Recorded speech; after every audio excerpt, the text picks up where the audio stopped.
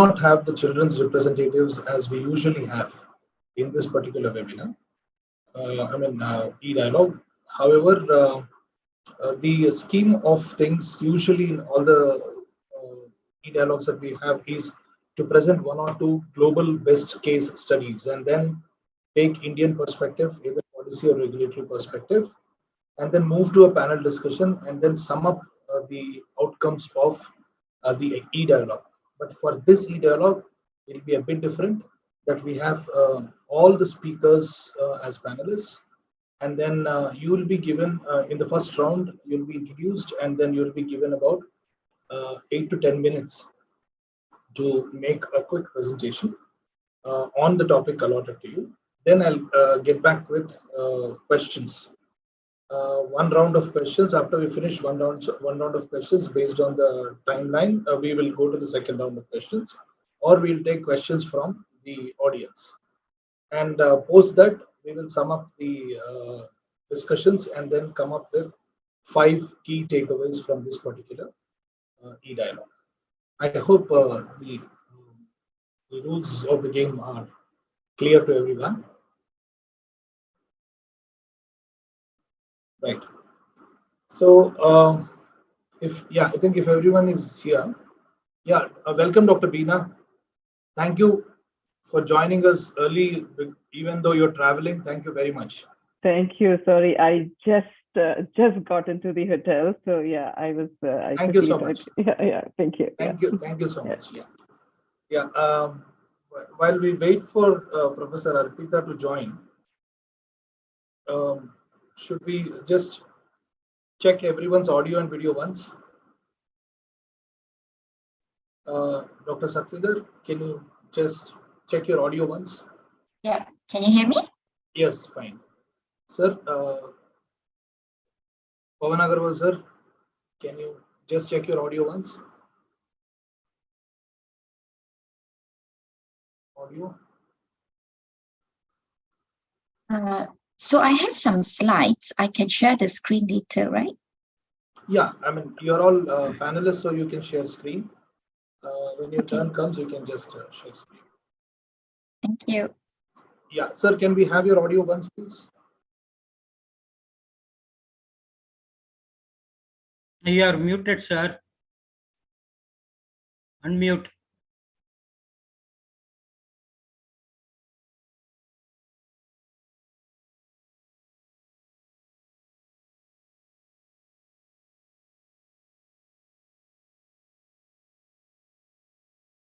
Still it is muted.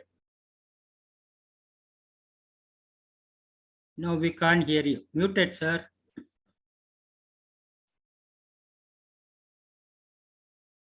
No.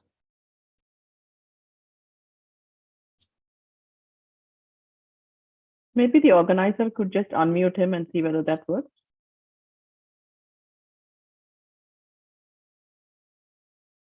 It will be on the left hand corner. Yeah. Okay. Yeah, sorry. No, there were too many windows open and I was very confused. So I could not see that I'm already. Yeah, okay. You are audible, sir. Yeah. Thank you. Hello, Dr. Pavan Agarwal. Hello, Dr. Hello, Naik. how are you? Good afternoon. Good afternoon. Nice to meet you all on this platform. Thank you very much. I also have a few slides, I don't know. So I think I can simply share the screen and you can also share because you are just 1 minute. Let me try it before we go on live.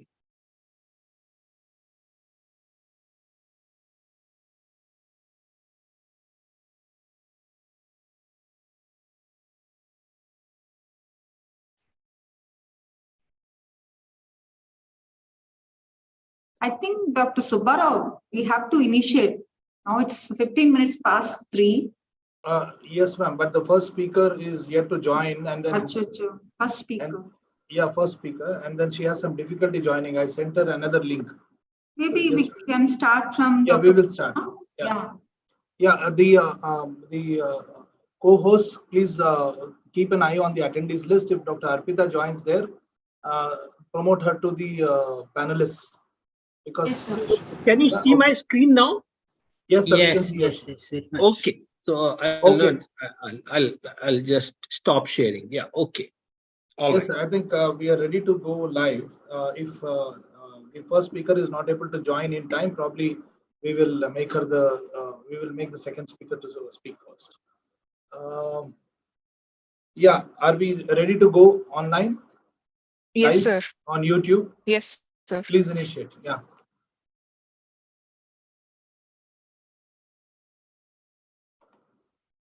So this is being recorded and is on YouTube also, as informed earlier.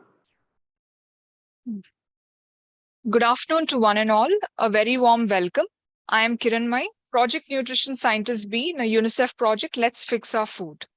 So Let's Fix Our Food is an initiative undertaken by UNICEF, and ICMR, National Institute of Nutrition, has successfully conducted 7 e-dialogue series on all the aspects impacting dietary pattern among adolescents and food environment of adolescents that determine their food habits, which have been enlightened by experts from global perspective.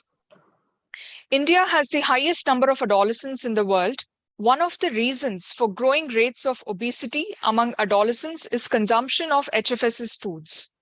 The identification, promotion, and implementation of double duty actions that simultaneously and synergistically address overweight, obesity, and diet-related non-communicable diseases are important. In today's 8th e-dialogue session, we have a compilation of global evidences as we embark on the specific double duty actions that promote healthy food environment among adolescents. We have experts here who are going to bring a unique and a fresh perspective to the table, providing valuable insights and ideas that can transform to a dynamic and interactive session. So warm welcome to all of you. Now I would like to introduce our director, Madam, Dr. Hemalata.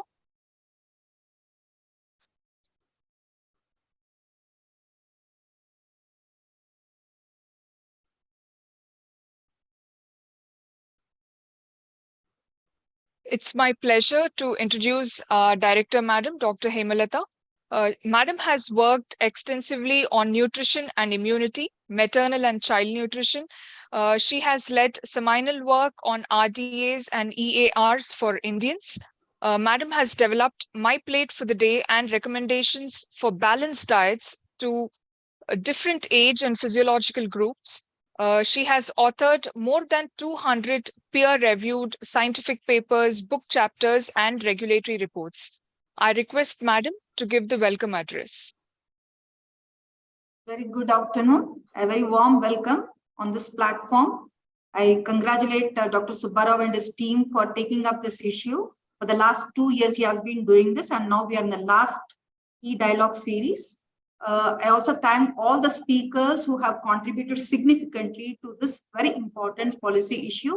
There is hardly any attention paid by the government and also the policymakers with respect to overweight and obesity, because all the time our attention is skewed towards undernutrition, since we get repeatedly lots of trash and banging from different corners of the world. So it's time we initiate our process and pay enough attention to healthy eating habits and overweight, obesity also, especially the large dividend that we have in the form of adolescents. Apart from, what I see here is there are speakers from different fields like advertisements, then food labeling from Dr. Nair. We also have nutrition education from Dr. Kaur. Dr. Purnima is going to tell about advertisement. Another important perspective is we are going to get from Dr. Pawan Agarwal, former COS FSSAI, and then regarding taxation. Yes, all these are very important aspects. Dr. Beena is going to tell about taxation, and we do have examples and insights from various other countries who have implemented taxation, then advertisement also. India has not progressed in any of these fields. But apart from these areas, yes, these are all very important. As far as food labeling is concerned, we have not made much progress. Yes, the policymakers are working towards it, but still we have not made any progress with respect to that.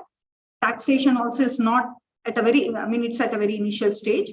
Coming to advertisement, it is rampant in India. We have no control over it, not much regulation over that. But yes, these are going to happen very soon. But how much impact it will have on adolescent or people is a question. But apart from this, as nutrition scientists and other disciplines, stakeholders from other disciplines, we should also think with respect to how we market our concepts. Marketing is also very important. I can give you a few examples here because in management classes, these are the advertisements that are discussed very widely. How people can nudge their products if they want to improve their product sale and gain money from that. Without wasting much time, I can remind you all about the beech nut bacon industry. Yeah. Beech nut company, they wanted to sell more bacon. The company that used to sell bacon and ham, they suddenly wanted to sell more. And they called Bernay, who was very known for very unique skills of advertisement. What did he do? He contacted the physician of the company and asked him, do you think a heavy breakfast is good for health? Very innocently, the doctor physician said, yes, heavy breakfast means more energy. Definitely it is going to be good. Can you get some other doctors also to pitch for this? He wrote to about 5,000 doctors, out of which 4,500 replied, yes, heavy breakfast is going to do great because it's going to give high energy. Least did they know the consequences of the statement that they are making. This gave a very big pitch for Bernay. And with that, now you know, I mean, once upon a time when US was taking minimal breakfast, now 70% of them take heavy breakfast. Not only in US, across the world also this message has spread. And many food industries have come up with cereal-based diets, and they started promoting that heavy breakfast is the best. And they went on to say, when you have heavy breakfast, you can have control over overweight and obesity, which is hardly any truth. Metabolism doesn't increase with heavy breakfast. Heavy breakfast is definitely not going to have any effect on gaining overweight, obesity gain. So that is not the truth at all, because most of the studies that they have shown are funded by industry, food industries. The second one is, can you think of how this Red Bull has launched its product in US? It is actually inspired by a product from Thailand, and in the late 18th century and in the beginning of 19th century, they wanted to push it to US. Then in 1990s or 60s, I think, they went to US and they had a very unique approach. What did they do? They put lots of empty crushed Red Bull cans clearly visible in the dustbins, in the trash bins of the US, in very important places where young people, college people are surrounding. And they also gave free tins to clubs and DJs and asked them secretly to litter the roads, the surroundings of the college places with these empty crushed tins. And now that is the most remarkable product on the market, which has overgrown many other energy drinks. Now Red Bull means all of us know, not other energy drinks. So that is the kind of strategy that food industries adopt to promote their products. Similarly, nutrition scientists and other stakeholders who are keen to improve nutrition knowledge or improve balanced diet and healthy diets among population should come up with very unique approach and concepts to push our healthy diets among population. So this is what I thought I should share with you, because among management classes, these are very, coming up topics. It's not a very new concept, old ones discussed very frequently, but I wanted to discuss on this platform just to appraise them. Marketing is also important, apart from many other strategies that we are going to discuss. Thank you. And my best wishes to this last e-dialogue series. Thank you, Dr. Subbar. Thank you. Paramita, can you take it forward?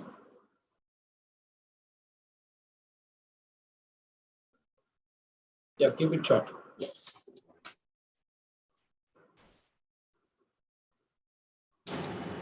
Good afternoon, everyone. I am Paramita Banerjee, LFOF Project Coordinator, and today I'll initiate with introduction of our moderator, Dr. G.N. Subbarao, sir, who heads the Nutrition Information Health Niche Division of NIL.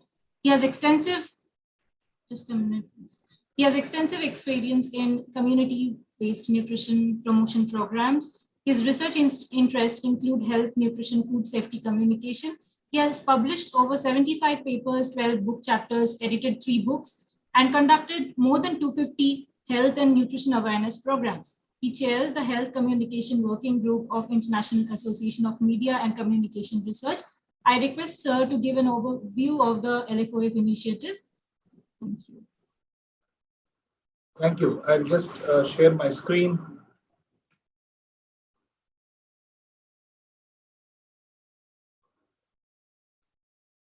Is this visible? Yes, sir.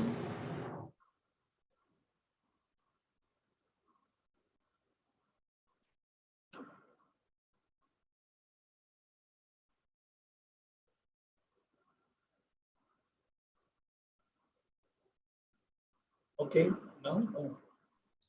Not yet.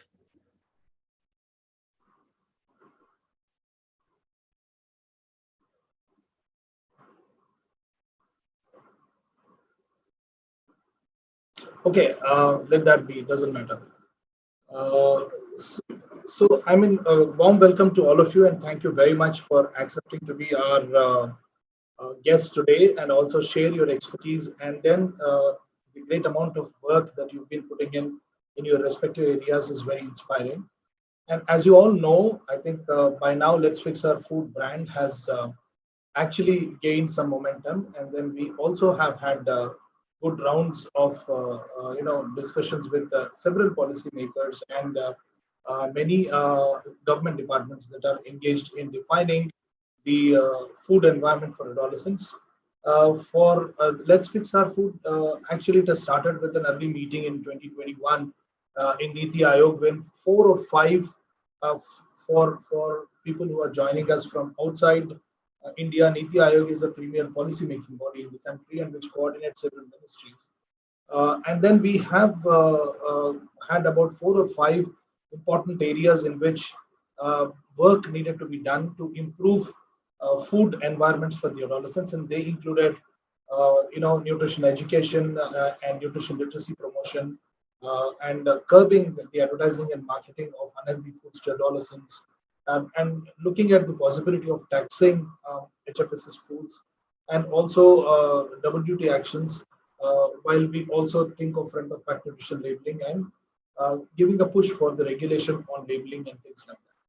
So in this particular e-dialogue series, this is part of the consortium work of the Let's Fix Our Food initiative, which is co-led by us, the National Institute of Nutrition, with the help of UNICEF India, and the Public Health Foundation of India, which is an important partner, and also the Global Health Advocacy Incubator, then Deakin University, then Resolve to Save Lives, WHO India, World Food Program, Niti Aayog, and then Ministry of Education, and several partners are a part of this particular initiative. And as part of this, each particular partner takes up some kind of work. I'm very happy to state that the colleagues from Public Health Foundation of India have done tremendous amount of work in terms of understanding what nudges food choices among adolescents, and then they have done a survey among more than 1.5 lakh, that is 150,000 adolescents from across the country. And we as NIN have been coordinating the entire consortium and also been supporting with the e-dialogue series, wherein we would bring the policymakers, academics, stakeholders, along with the principal idea of doing the e-dialogues is to get the adolescents themselves to the center tables of discussion. And we've had several adolescent leaders join us and then share their views in the previous 7 e-dialogues, which are available even now on NIN's YouTube channel. You can just see them. And after the scheme of each e-dialogue is that we have a round of examples from across the world, and then we have Indian scenario discussed, and then we have a panel discussion where adolescents also put forth their views, and at the end of it we have 5 key takeaways, and then from this feeds into the activities of the other partners that are part of the consortium. And at this juncture, I'm also very happy to say that we've had the opportunity, thanks to all the efforts by Preetu Mishra and her team in India, and also PHFI, we've had an opportunity to interact with Niti Aayog and then apprise them of the recent work that we've done and the research outcomes that have come, and then also talk about various initiatives that we have taken up as part of this particular consortium work. And the Niti Aayog was very, very positive. And then initially, we've been asked to support them with some content for the nutrition literacy to incorporate that in the upcoming curriculum revision. And also, they asked us to give other views and then world best examples, as well as the current scenario in nutrition, along with the strategy related to other areas of work that we are planning to do. This in brief is about the Let's Fix Our Food e-dialogue. I'll not take much time from now, and then I would definitely want to listen to all the important speakers on today's panel. And then, as I said, we will have about 8 to 10 minutes per speaker in the initial round to either show their slides and then speak and then or speak extempore, it's up to them. And then we come back on 2 rounds of questions to each of the panelists. And then I request all the panelists to stick to the timeline so that we can have more time for discussion and for taking your question and answers. And at the same time, I would also request the participants who are joining either on YouTube channel live or on Zoom as attendees to please type in their questions in the either in the chat box or in the Q&A section, which will be taken at the end of the discussion. Thank you very much. Kiran bhai, you may please take over. Yeah, Paramita, I'm sorry, Paramita, you may please take over. Yes, I will next invite our first speaker, Dr. Arpita Mukherjee. She's a professor at ICRIER. Dr. Mukherjee has over 30 years of experience in policy-oriented research and had worked closely with the government of India and policymakers in the European Commission, USA, ASEAN, and in East Asian countries. She has conducted several studies on sustainable food supply chain and healthy consumption. She has over 80 publications in national and international journals, books, and book chapters. Prior to joining ICRIER, she had worked with UK-based think tank Policy Studies Institute and had taught at the University of Portsmouth. Over to you, madam. Thank you very much. Can I share my screen, please? Yes, ma'am, you can. Are you able to see my screen? Yes, ma'am. So let me just see if I can do. So basically, what we try to do is to see. There is very little information on which food you should eat and what you don't eat, and within, and this category is getting very blurred because you have today every food is today processed and to certain extent, and what you should do, what you should not do is a question. But what is very clear is that there is a growing incidence of from a medical perspective, there is a growing incidence that we are not having a proper diet, and if we are not, and like we have to think about malnutrition, we have to think about also overnutrition and overnutrition related issues. So we have to think about the entire circle of nutrition as we think about a healthy nation and nutrition security. What we try to do is to think about food as which are the food which can be harmful for the diet, and which are the food that is needed essentially for a diet, and and of course how much you eat, what you eat, of course depend upon many other factors like your age and your physical activity and everything. Basically what we try to think about here is that suppose in the long run, if we do a research on talking about all these issues, how tax should look into the food, ultra processed, or food that is high in fat, sugar, salt, etc., HFSS food, then how do you what is the type of which are the kind of food that is growing in that category? What is the likely growth? What are the subcategory wise growth? That is what we wanted to find out across 5 very common categories, like chocolate and sugar biscuits, salty snacks, beverages. So these are globally quite well known that they may be having one or the other, like some may be high in salt, other may be in fat, or a combination of the 3 ingredients that are considered to be not so harmful, not so good for health. Now, here what we try to do is actually we are trying to map the growth by using the Euromonitor international passport data. We use this data because this has some kind of they pick up the data from the store and they try to do some kind of a nutrient mapping. There are many other consumption surveys that are there already, like Kantar, or they give the income profiling and other things. But this database actually gives the nutrition profiling. So you need more than one database to actually, and probably a survey, most importantly, like Subbarao said, in the long run, because today none of the data are actually giving you the entire picture. Now, what do you see? What we have seen that ultra processed food is growing at a big, at quite a fast pace, and during the COVID-19 pandemic there was a dip, but then there is a big V-shaped recovery. So after the pandemic, most of us who actually thought we should be controlling our diet and stuff like that, we went back to the different mode.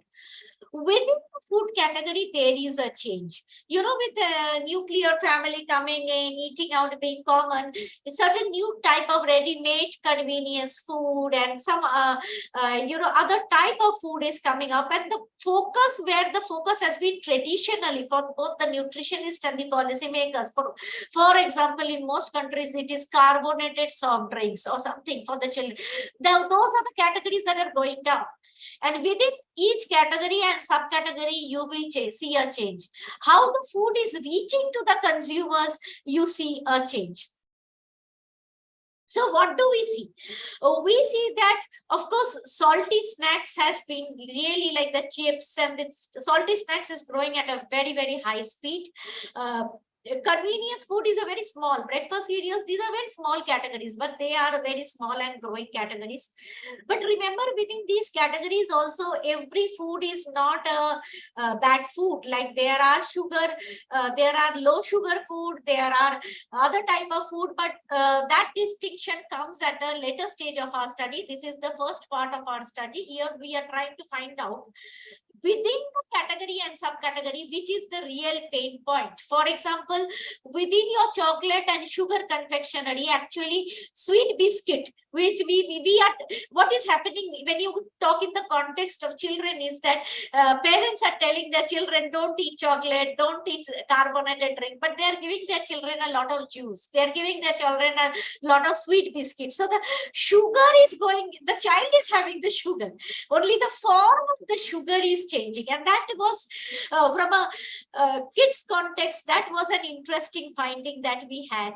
The intake of sugar in the breakfast is also rising from I'm kind of categorizing this from the child context. So if you look at this entire picture, you will see that, in India, the soft drink market is reducing, but the concentrate market is still very, very high. And these have very high sugar. There are different, now juice is all these categories also have a low sugar category. To be very clear, we are working on those low sugar and nutrition at this stage, but each of these also have a category that is low sugar, but these have been into the market over the last 10 years. So these are new entrants into the market, and many startups are also coming up. So food itself is getting reformulated, but nevertheless, there are a lot of food that we are taking which reaches us through different channels, and what we see is that we are not very aware of how much we are eating or giving it to our children in this particular, in the context of today's discussion. Now, when we are looking at the food channels, the independent grocers are a big business. Now, independent grocers, they always don't have a good, system of cold system. Therefore, you will see that it is very difficult for a chocolate to reach a village. A candy reaches faster, or a biscuit reaches faster. So the reach and depth is something that we actually tried to study. And what we realized is that if you are doing an intervention only on the organized retailers or only on the e-commerce, you may not be covering even 70%. So you have to look at when you are doing a retail channel intervention, you cannot isolate the retail channels. Again, apart from the ready-made and convenience food, where hypermarket plays a big role, the mom and pop grocery is still a very, very important place from which people procure their food. And that is very important from a perspective of the consumers. Now, why as a country, one is that your diet. The other is that suppose somebody says, forget my diet, I can actually become a processing hub for the world. That is not happening. World is changing, and if you see that if you have a lot of HFSS product, you are going to face a lot of tax and other kind of barriers in other countries. So it is always the entire production systems are undergoing change globally, and we need to align with those changes. However, if you look today, and if you do a forecast, assuming that you have a very high growth GDP, you have a realistic growth GDP and a GDP which is pessimistically growing, you will see that in all the three GDP growth scenarios, ultra-processed food is growing at a faster pace, not only as compared to the GDP, but also as compared to the essentials. So it will not. So if you are looking at a far behind in a 10-year time frame, you may be seeing that much of our diet today is essential, less is ultra processed, but this diet pattern is going to change. And then when you are seeing the change, within the ultra processed category also there is a change. Like beverage, which was growing very fast in the past, is not really the top. Salty snacks, ready-made convenience. So there is a change in the food basket that we will be we had 10 years ago from the food basket that we are going to have 10 years down the line. So this is something that one need to think about as when we talk and discuss today about policy. There are quite a few nice efforts and examples that has been in place. Some are voluntary, some are mandatory. So we did have a Eat Right campaign. A lot of industry participate. The trans fat ban has been really working, and there are some in the pipeline as well, like front of pack labeling, etc., which is taking to a good diet. But the problem that was actually Hemlata said it very nicely, that we don't really have a comprehensive definition. So when we don't have a comprehensive definition, what happens is anybody can go and say this is healthy, that is not healthy. But the nutrition, and Indian consumers are also not very aware that they read the nutrition guidelines and then talk. So therefore, that's not there. Again, from a government perspective, an overarching nutrition roadmap is not there. There is a very big emphasis on malnutrition. Every developing country has it. India should have it. But equally, it is important to look at all forms of, nutrition gaps. Then we talk about interventions. Interventions can be in form of taxes and incentive. Yes, and it can also be in forms of subsidies. Now, say if you are subsidizing an ingredient that is going into an unhealthy food production, that is making the food cheaper. So even if you tax, let's say I am taxing, I am incentivizing sugar a lot and taxing a high sugar food, still the price will not rise. So therefore, one has to think about the entire supply chain of taxes and subsidies. The entire thought process of the government, it is very, very difficult for the government because there is a lot of undernourishment, there is procurement during, flood and other emergencies. So therefore, there is a government procurement policy also has to be thought through. What are at public sector is a big sector. What you get in your public school, public colleges, public hospitals is a big area where food interventionist can work. Of course, marketing and use of both social media today and the traditional media is very important. So what we have to do, like, we thought about kind of a 9-pronged strategy. One is that definitely we need to have a clarity on the definition. Can we come back to these when we discuss in the panel discussion, the Yes, recommendations? please. Yes. Yeah. Thank Okay. you very much. Sorry to interrupt you, but just in the interest of time, we'll take up some of these questions in the panel discussion. Thank you. Yeah. I hope you'll stay with us for a while, and then we'll get back to the next panelist. May I request my colleague Kiran Mai to please introduce? Thank you, Yes, ma'am, sir. for the presentation. Yeah. It's my pleasure to invite our next speaker, Dr. Purnima Thakur. Dr. Purnima has over 16 years of rich experience in public health and nutrition, monitoring and evaluation of national and international programs. She has contributed extensively in preparing and developing guidelines for nutrition and child policy. She is presently in charge of e-learning projects propagated by Ministry of Women and Child Development under Digital India program. Dr. Purnima, kindly share your valuable insights on the topic, role of advertising and marketing on adolescent food choices and current government schemes to combat adolescent obesity. Over to you. Thank you so much. Thank you for such a nice introduction. And let me just start sharing my screen.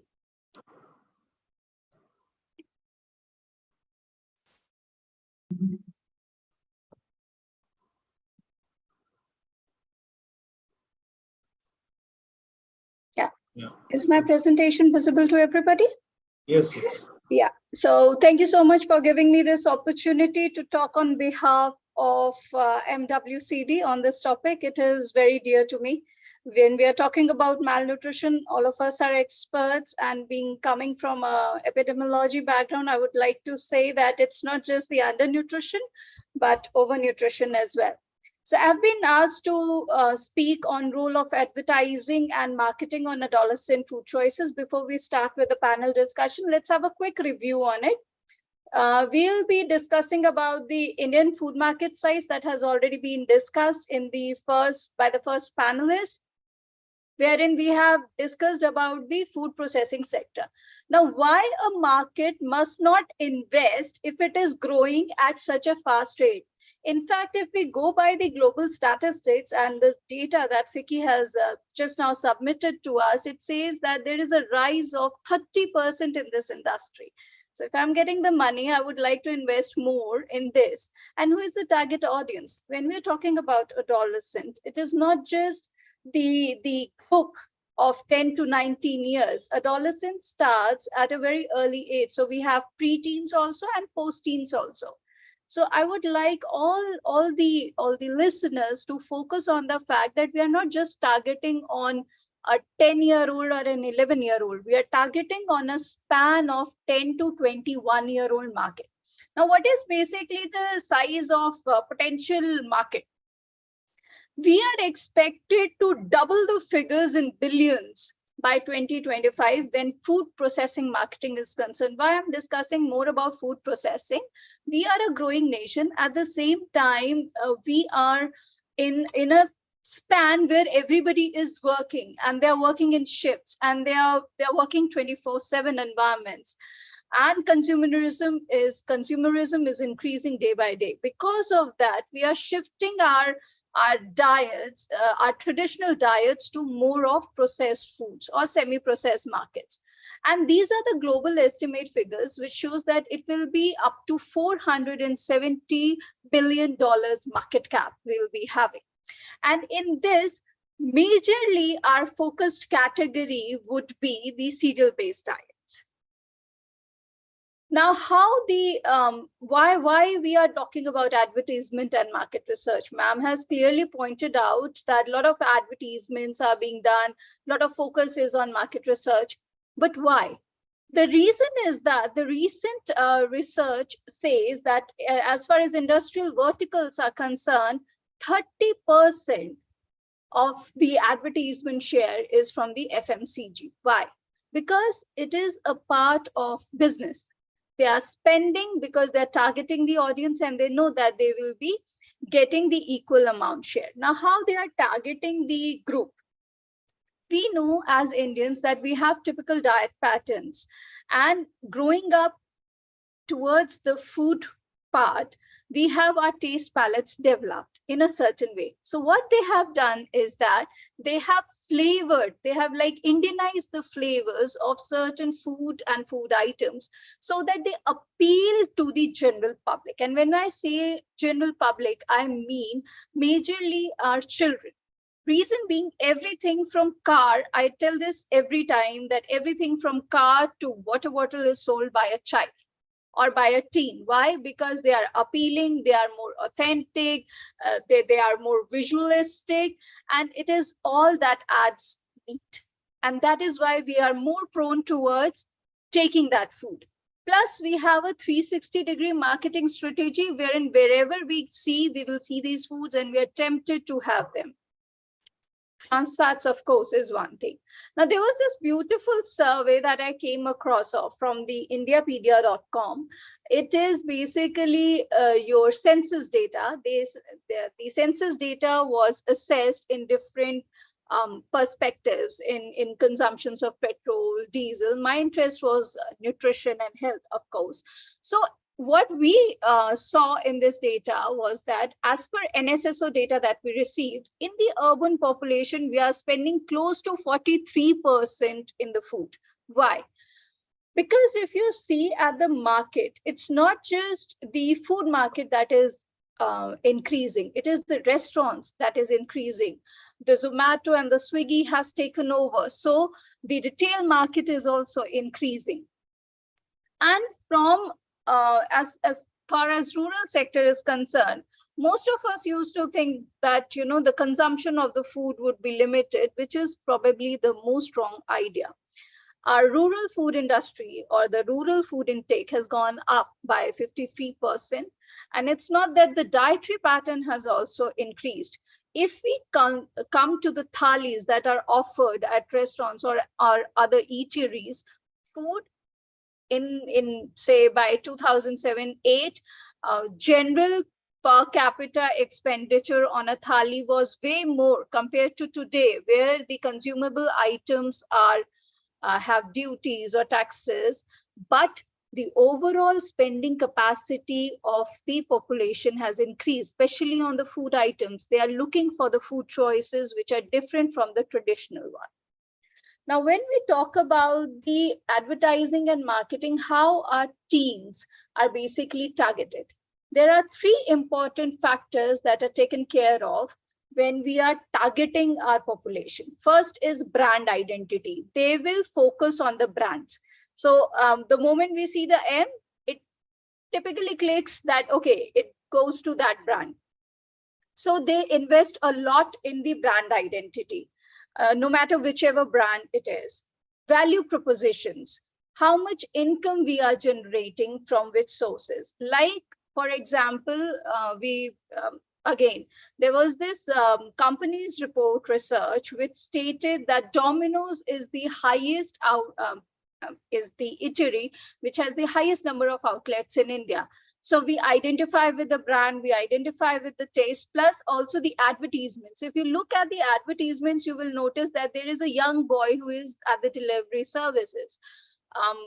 Compared to West, wherein any age person would be delivering pizzas. But here it is a young boy. So their target is pretty much the young population. Then comes other brands, which are slowly growing as the consumerism or the market is growing. Third is the marketing efforts. Now the pictures, these are real travel images. I happened to travel a few months back in certain parts of our country. And there I realized that even in the remotest part of our country, these brands have created their niche. They are there, they are visible. We are focusing on good diets, healthy diets, eat right campaigns, eating patterns, but we failed to ring the bell to the consumer what is important for our intake. So we have to certainly redevise our strategies. Now, third important thing that has come into picture these days is digital marketing.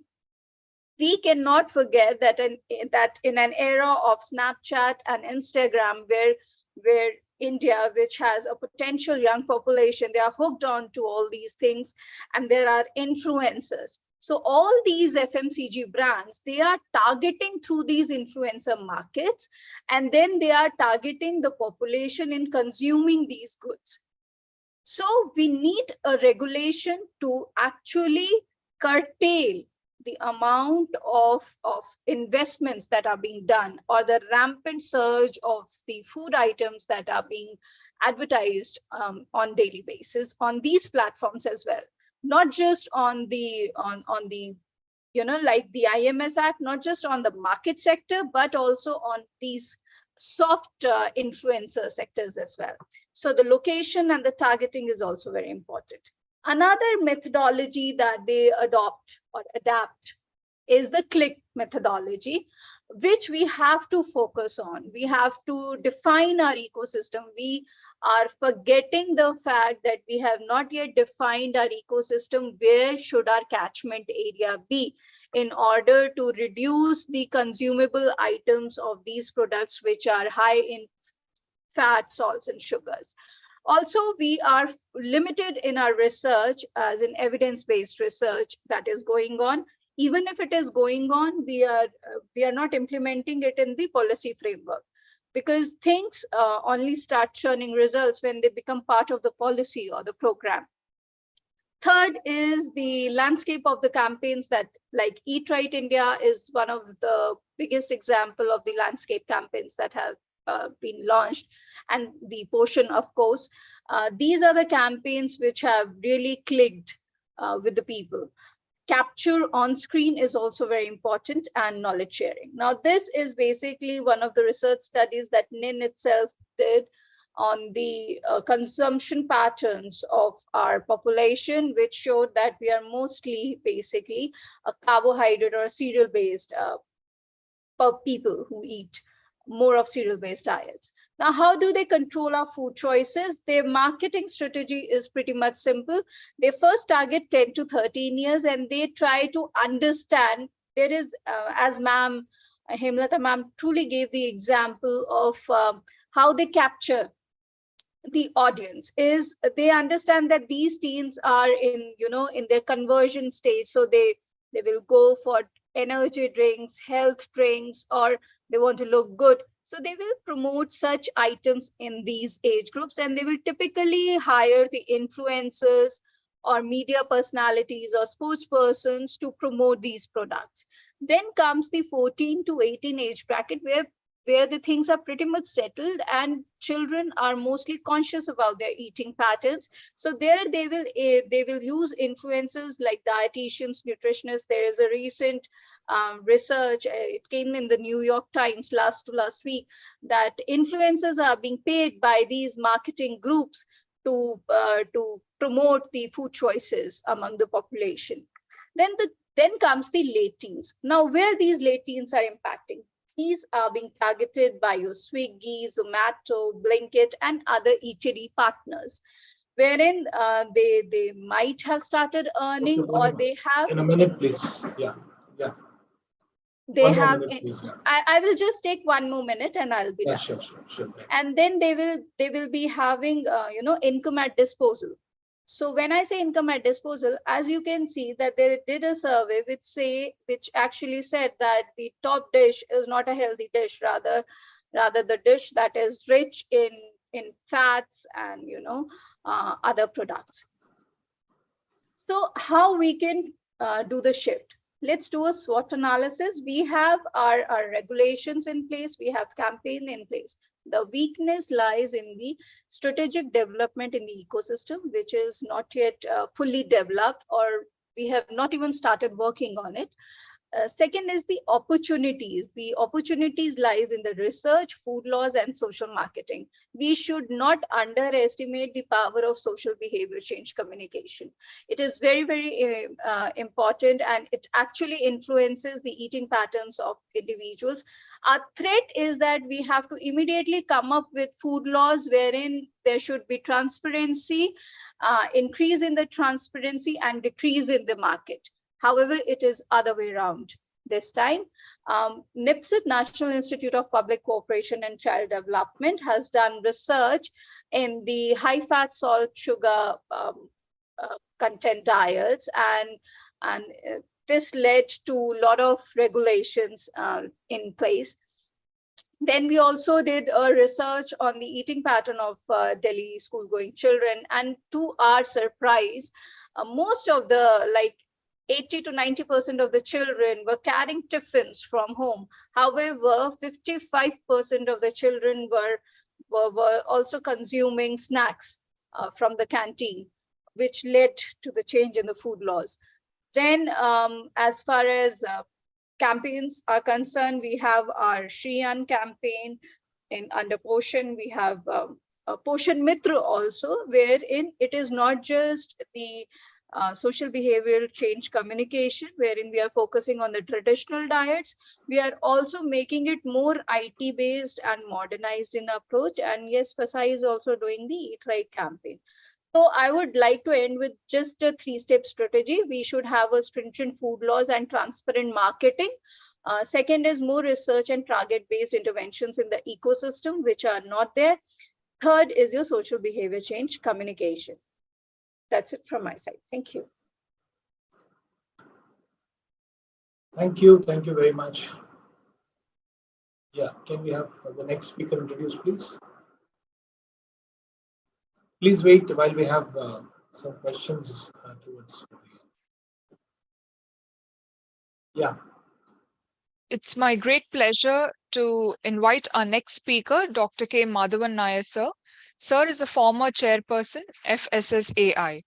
Dr. Nair was the chairperson of the scientific panel on labeling claims, advertisements, and Food Safety Standards Authority of India. He has been a fellow of the National Academy of Medical Sciences, National Academy of Agricultural Sciences, and Telangana Academy of Sciences.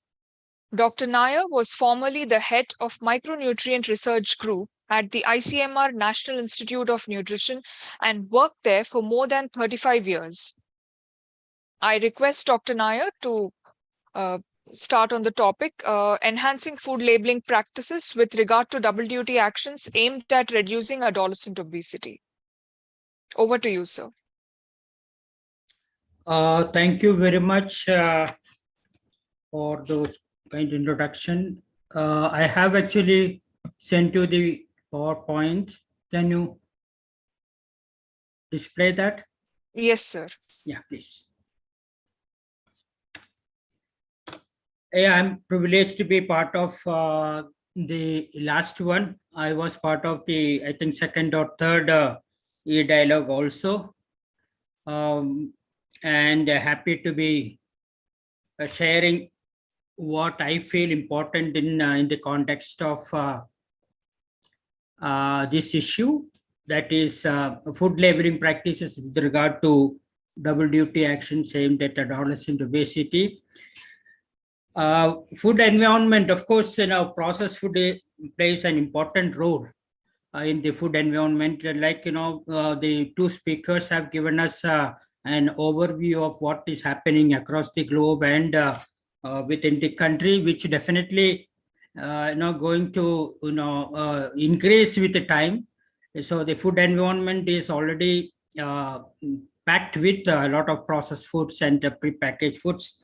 So we should have all system in place, especially with respect to food labeling practices, what is available today and what we should actually fine tune to make it more attractive and more useful for, I mean, not only for adolescent, for the entire population. Next one, please. I mean, there is a significant change in the quality and quantity of our diet. And you know the epidemiological transition that is happening across the globe, and in India too, it has become an issue that we don't need to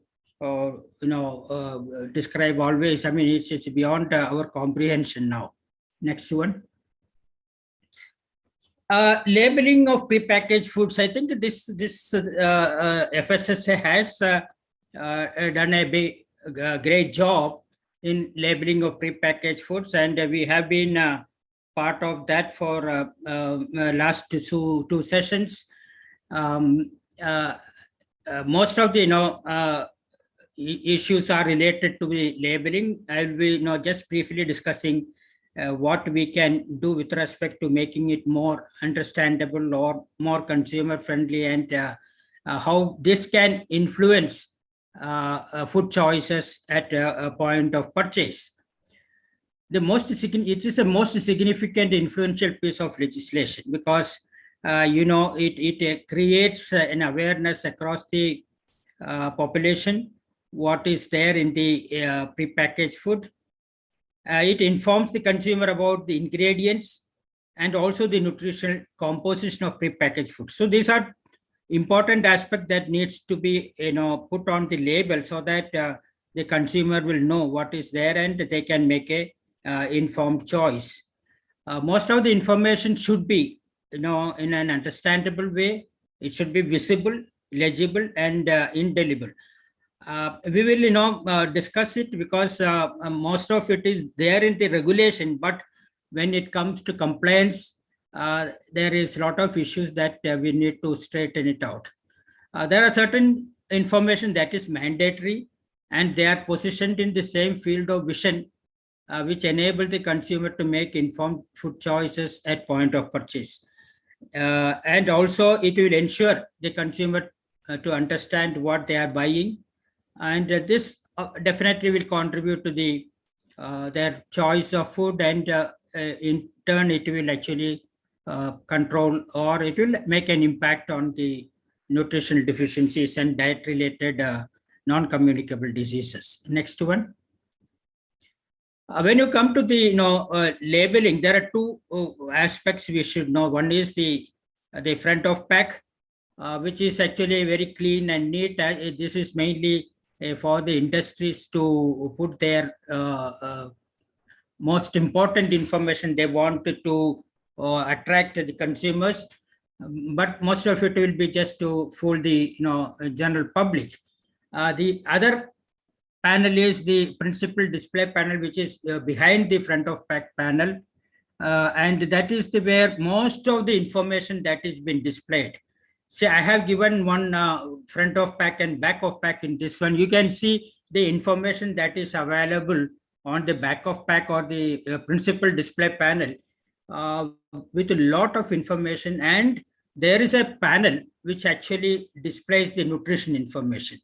Now, if you are looking at the quality and quantity of nutrition, this is where everybody has to concentrate, and this part is definitely not in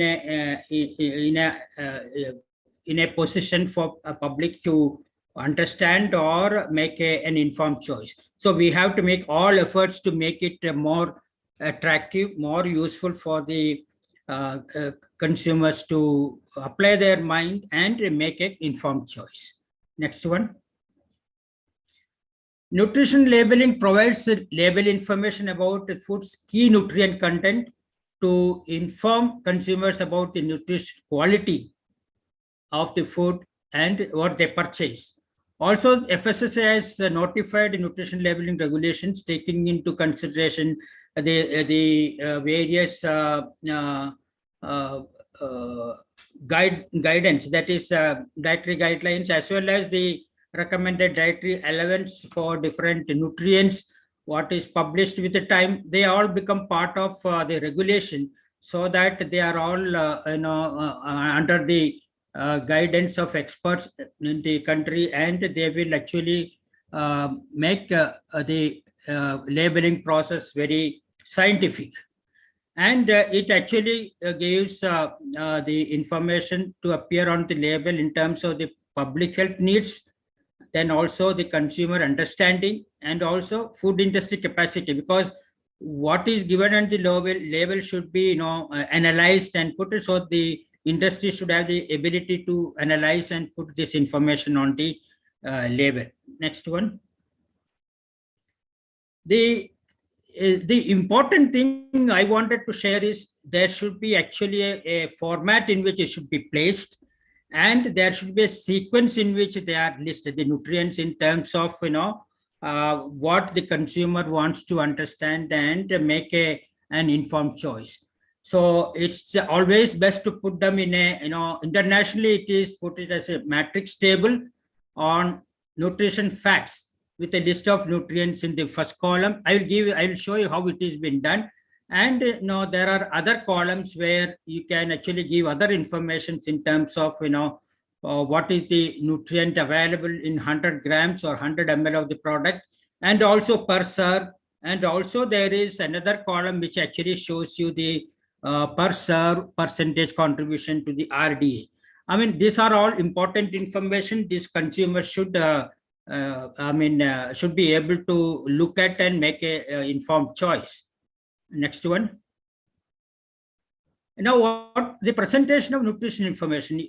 I mean, once you look at the the panel or the nutrition information fact table, then there are certain mandatory nutrient that is there, and also there are some which are actually not mandatory, but it is left to the manufacturer's discretion to display it, because they ultimately put these nutrients to highlight their products.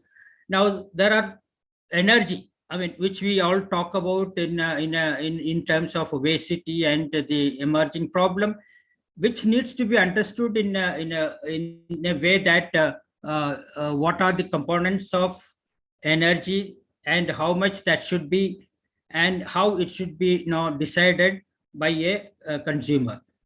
So the energy, the macronutrients such as protein, fat, and carbohydrate and their component, they have to be a mandatory information on that. Then sodium, of course, is another one which is very important for the issue we are discussing. Fiber, again, they are all mandatory. These 4 components are mandatory.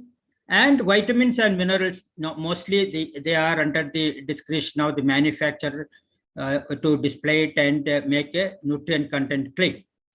Next one. Now there is a term normally we use, the reference value or the RDA. For energy, we have fixed 2000 kilocalories as the energy for per day. And this is the energy now taken for 10 to 15-year-old moderately active male and female child.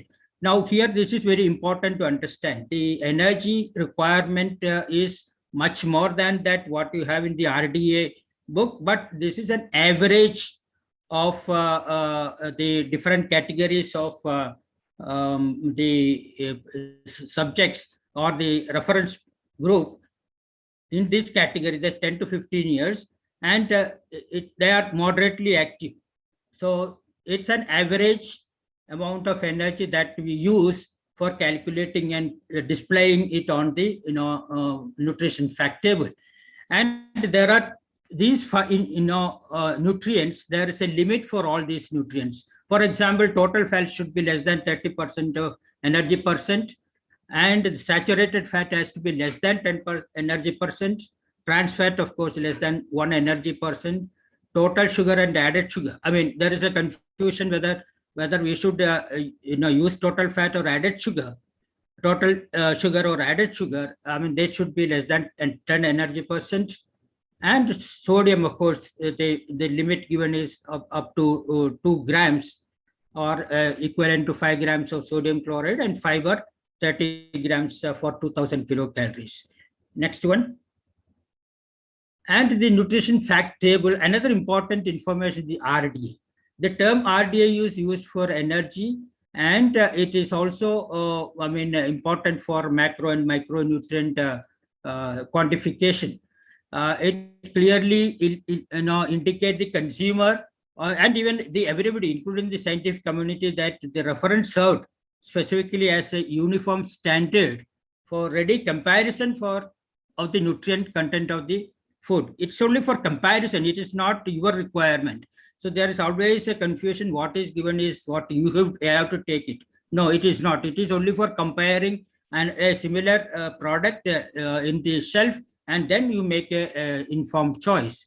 RDA do not relate directly to individuals' requirements. So it never use that as a value or a amount that the consumer has to consume. So these are the information the consumer should know. So there has to be a good education component that we need to introduce into the curriculum so that they understand the various concepts of nutrition labeling. Next one. This is a typical nutrition fact table, and I would probably suggest that it should be put in a form in the back of pack or the principal display in a table format, and it should be given as nutrition fact table rather than a nutrition information, because it's a fact that the information given is real and it has been estimated and given it. So the column 1 gives all the important nutrients. These are mandatory and it should be given in all these products. A minute more. Sorry, yeah, that's all. Yeah. Then per 100 grams, then per serve, and per percent RDA. Next one. And the advantages of giving this fact table is nutrition fact table are when you put in a standardized presentation and listing of the nutrient to reduce consumer confusion. So you have to again identify a place in the principal display panel so that it's easy for one to compare the product with another product. Allow comparison among foods at point of purchase, enable food choices that prevent and manage chronic disease. Industry also, it helps in terms of product reformulation. Next one.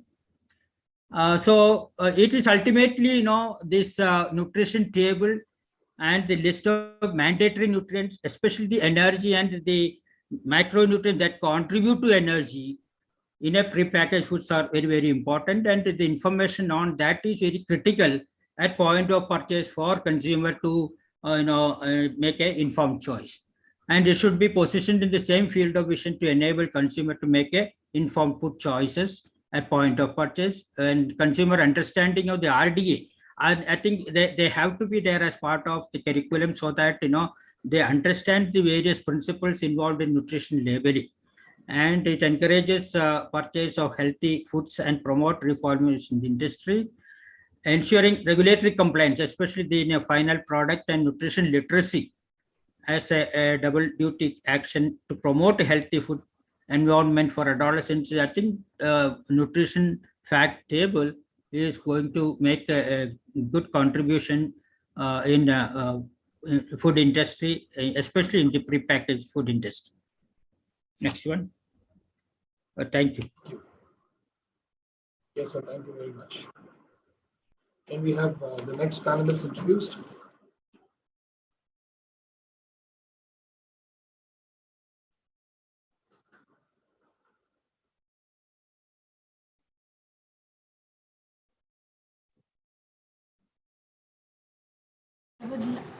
I would now like to introduce our next speaker, Dr. Satvinder Kaur. She is an associate professor at the UCSI University Kuala Lumpur. Dr. Kaur is a committee member of the National Coordinating Committee for Food and Nutrition of the Ministry of Health Malaysia.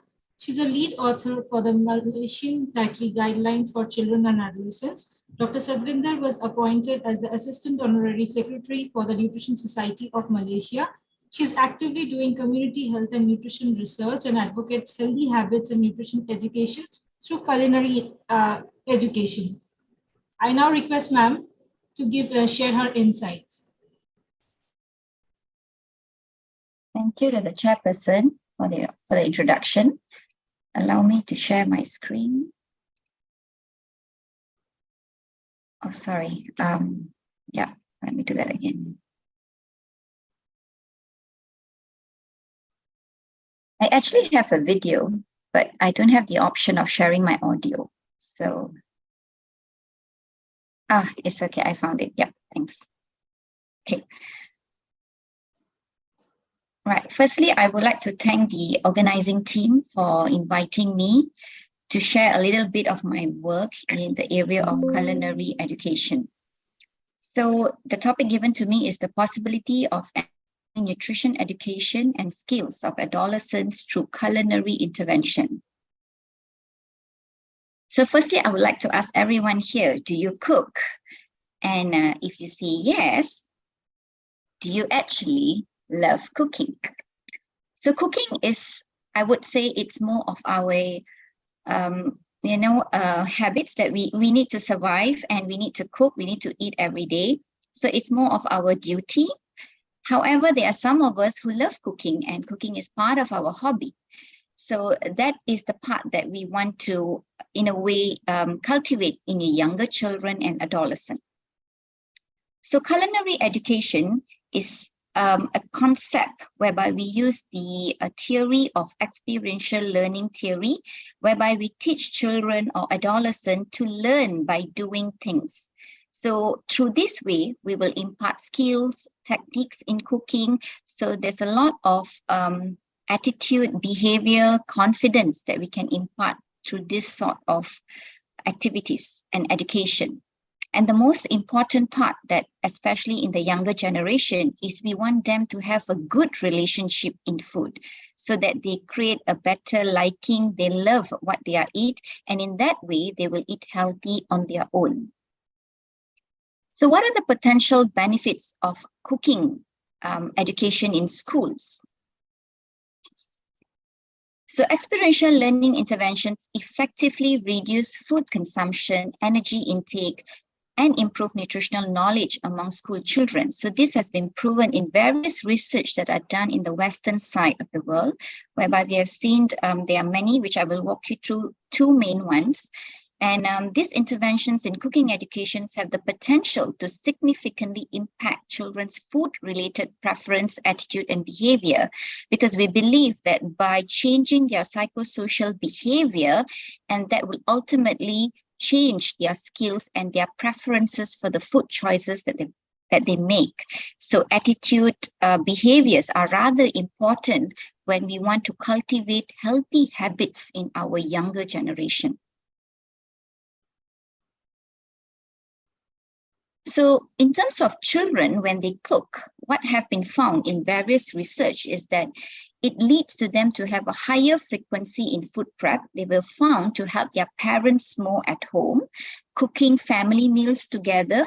They've also seen that children that are more involved in cooking has increased in terms of their food variety and healthy food choices.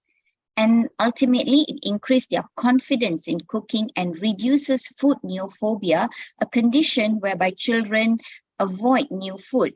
And this is a very common thing, because as children start complementary feeding from infancy towards toddler and childhood, they are always going to be introduced to new food. And the moment they are involved more in food prep or holding, touching of food, the food neophobia aspect is reduced, and they are more accepted to new food that are introduced to them, leading to a higher variety in their dietary intake. Now, when we talk about adolescent, now this is a slightly different age group. And in adolescent, they are growing in the sense of their personality. So adolescence generally is a very, if you ask me, it's a rather challenging period, because they are developing their own identity. At the same time, there is a lot of peer and a lot of external factors that are involved in the way they develop themselves. There have been studies that have shown that actively engaging in the preparation, selection, and consumption of culturally diversified and regional food has helped this adolescent to be more involved in culinary education. So imparting more foods that are related to their culture actually would help them. Also identifying themselves to the sense of belonging to this culture and the image that they are carrying. And various cooking camps that has been done among adolescents boost their cooking confidence, because when they cook with their peers, with their friends, they actually learn how to do things together. And this actually gives them a lot of confidence that I can cook. Because a lot of times children will say that, or adolescents will say that, no, I can't do this.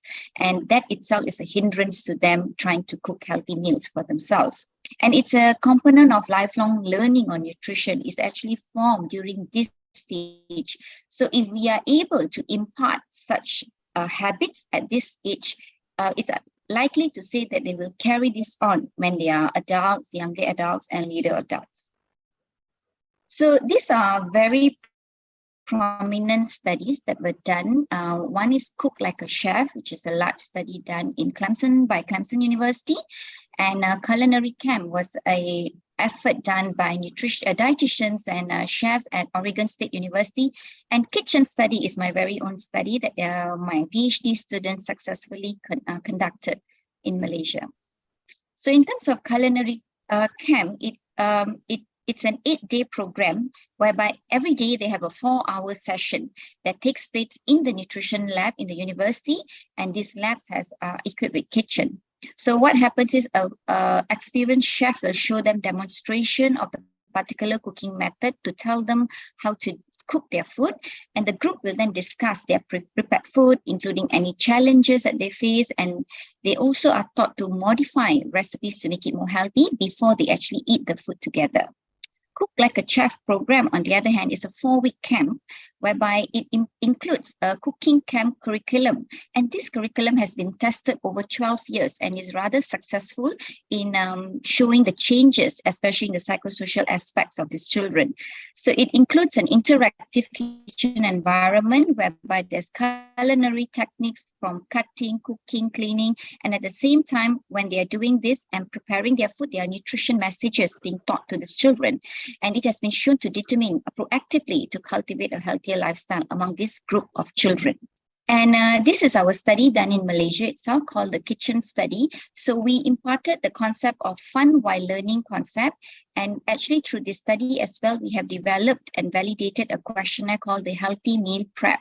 So in our study, we conducted sessions of nutrition education. We did like drama, storytelling, because we understand children get very bored with just one-way interaction. So we did things that are a little bit more fun in the classroom. And we gave them hands-on experiences in each module that we conducted, which is over a span of 3 months actually. Every 2 weeks once, we go to the school to do this sharing. We also had one session with the parents because we wanted them to support their children, and we had every of our module focused on each food group. So every food group, for example, like whole grain, we will teach them the goodness, etc. And we had a lot of videos while they view. So let me take you to the Kitchen Study video. Okay, so yeah. Can you see my screen? Yeah, we see the screen, but no video is playing. Yeah, okay, let me do a new share. Yep, you should be seeing this screen. Yeah, do you see the video screen now?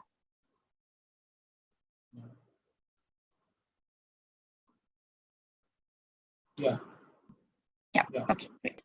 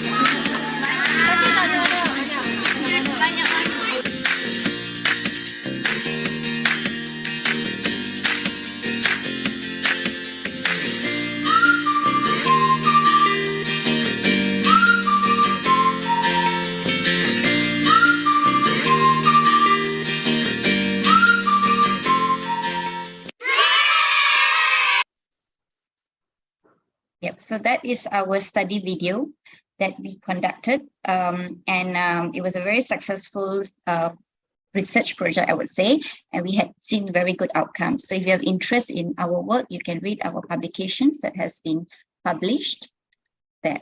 So some best practices that we can apply to the Southeast Asia context would be embedding this into the curriculum, which is very doable, because through this we can impart the hands-on skill.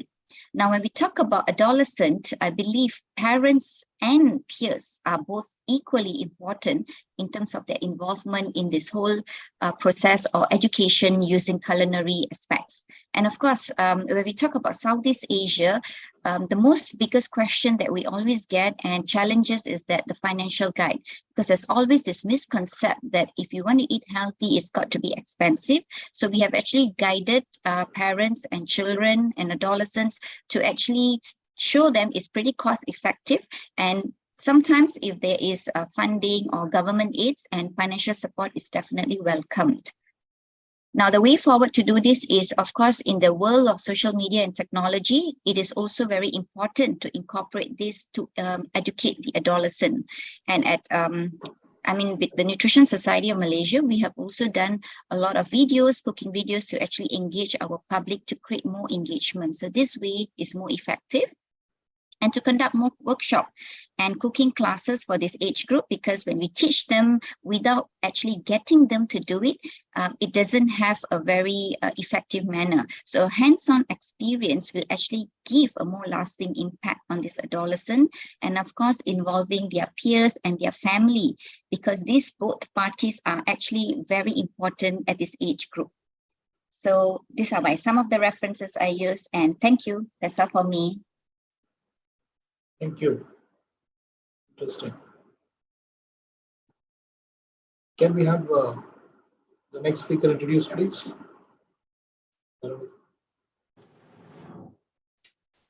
Let me now introduce you to our next speaker, Dr. Pawan Agarwal. He is the CEO of Food Future Foundation. Dr. Agarwal has worked with the Indian Administrative Services for 36 years, and from where he retired as the Secretary to Government of India.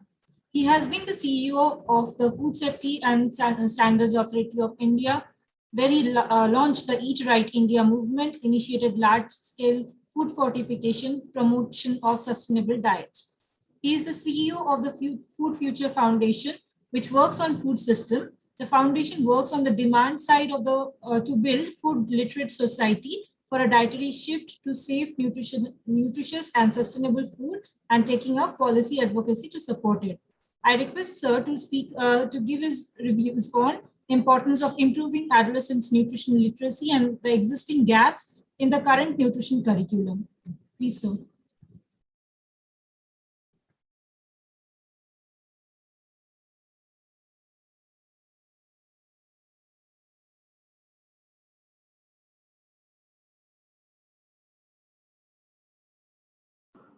Sir, can you, yeah.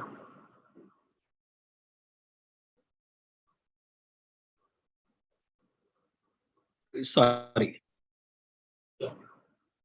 Is my screen visible? Yes, sir, yes. Is it on full slideshow mode or not on slideshow mode? No, I think it is not on slideshow mode. So I'll have to stop sharing. I'll stop sharing it. I'll again share it. Yeah. I'll again share it. Yes. Yeah. No, I'll again share it. And just 1 minute.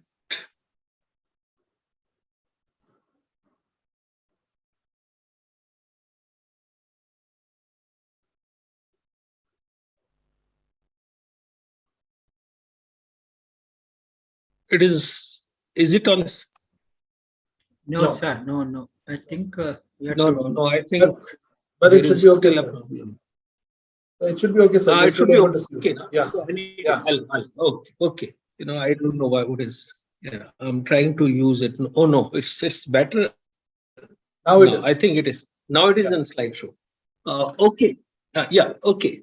So thank you very much, Dr. Subba Rao and Dr. Hemlata and the organizing team. I have been a big fan of this e-dialogue series that you have been conducting over, the last 1 year or so. I have seen all of them and have hugely benefited in the work that I'm currently doing with the Food Future Foundation. So congratulations and thank you very much. I would like to express my deep gratitude to all of you, for putting it together.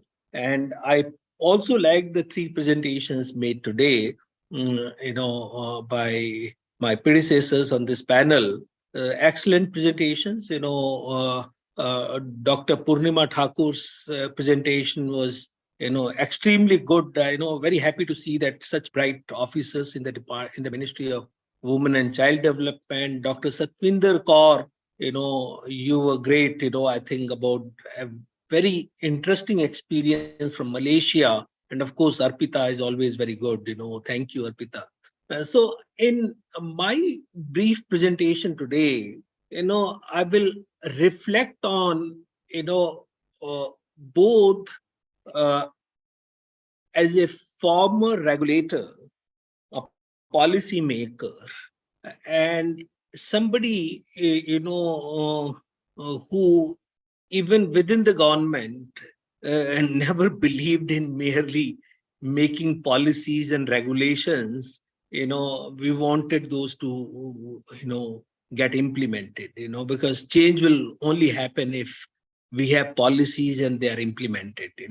Otherwise you only have a piece of paper. And very happy that Purnima mentioned about Eat Right India movement. Let me, go back to how it got started briefly. It was about in 2017 when a series of reports on rising obesity amongst the young children came out, and I happened to be attending as a participant and as a witness to some of these workshops held by, I still remember, Dr. Tandon, Nikhil Tandon, and wherein the entire government was in fact represented, and we discussed almost the same issues as we are discussing today. And then everyone stood up and said that, so what can we do? And I still remember that I said, all right, if nobody can do anything, I never believed in not doing anything. So but what can I do was never my response when I'm confronted with problems. So I said, all right, let's start doing something through FSSAI. And that's when we, over the next few months, figured out what is to be done. We started it all small way. It became big and eventually became very big. So much so that the entire effort received global recognition in the form of Rockefeller Foundation Food System Vision 2050 prize. And I'm mentioning it because Eat Right India itself, if you see, is somewhat more comprehensive than what the legislation requires FSSAI to do. Okay. And there were, some murmuring in the FSSAI that are we exceeding our brief and taking on responsibility that is really not FSSAI's responsibility in terms of nutrition. And by the time I left, it was already quite big. And we had, framework for scaling it up at an all India level through Eat Right cities and Eat Right districts. And at that point in time, before the prize was announced, there was murmuring that we should close all these activities and they are not really focused on food safety. But fortunately, when the prize came and international recognition came, good for the country, so my successes in office, they continued it. And I'm so happy to see that the Eat Right movement, which has obvious, bigger focus on food safety and hygiene. And one of the reasons of Eat Right India movement was actually to give food safety and hygiene a campaign implement it in a campaign mode, because mere policing by inspectors we found was not really going to work in a food environment which is dominated by small players. So this is the context. Why I gave this context was that after I retired, and maybe a year before I retired, I was invited to be, in the leadership team of the UN Food System Summit. And for 1 year, I have perhaps attended more than 100 webinars and workshops and all that stuff on food system change, and realized that the issues that we faced in India are not very different from what the world as such are facing, but no one has a very good solution to address those issues, because food system itself is such a large and complex ecosystem that first of all identifying problems and then trying to address those problems becomes very challenging. So that is when after I retired, we started this Food Future Foundation to look at the food system change. How can we change our food systems so that they work both for the people and the planet? And in that context, when we are struggling to put a framework for food system change in place, we realized that the beginning of any food system change has to begin by people demanding good food. If people choose to buy good food, the markets will respond to it. There is no reason why markets will not respond to it. Unfortunately, the food which is not so good, which is unhealthy, is also addictive. And therefore, there is a tendency, and which is fair, that in businesses to basically, promote more of that unhealthy, addictive food to increase their market share. So much so that they indulge in all kind of, gimmicks, which Dr. Hemlata mentioned, about marketing their own food, and of course it is the money that drives all of it. So I think a sustainable change in food systems will happen only by working on the food choices people make on an everyday basis. And incidentally, we started working on what could be the points of intervention, and we realized that the best place to work on it is sorry to interrupt. schools. Sorry to interrupt, but if you're changing your slides, we're not seeing the slides change. No, I'm not changing the slide. I'm not too much there on the slides. Okay, don't worry about it. Okay, so, and they're not too much on the slide. I'm going to just set the context and then run through the slides very rapidly. Okay, so it is in that context that we started looking at the food choices as one of the most important entry points for change. And in that context, we looked at what is it that we need to do, and we were talking about nutrition education. Personally speaking, I was not very comfortable with nutrition education, the word nutrition education, for the simple reason that the modern nutrition translates food into micronutrients, as Dr. Madhavan Nair mentioned, fiber, this, that, etc. I think there is more to food, and my own sense, and this is a very limited understanding of food science and food nutrition, that the way food impacts human body, I think we know much less than what we assume that we know. And therefore, our effort in the food literacy curriculum, and that's why we are not using the word nutrition education, is on developing a positive relationship of people with food. And in that context, what Dr. Satinder Kaur mentioned is so critical, that how many people do cooking, what relationship they have with the food. I think that is something that we are working, that is the thrust of this food literacy curriculum, as we say. And it is also, I think giving information to children or citizens about nutrients, micronutrients, about impact on human body.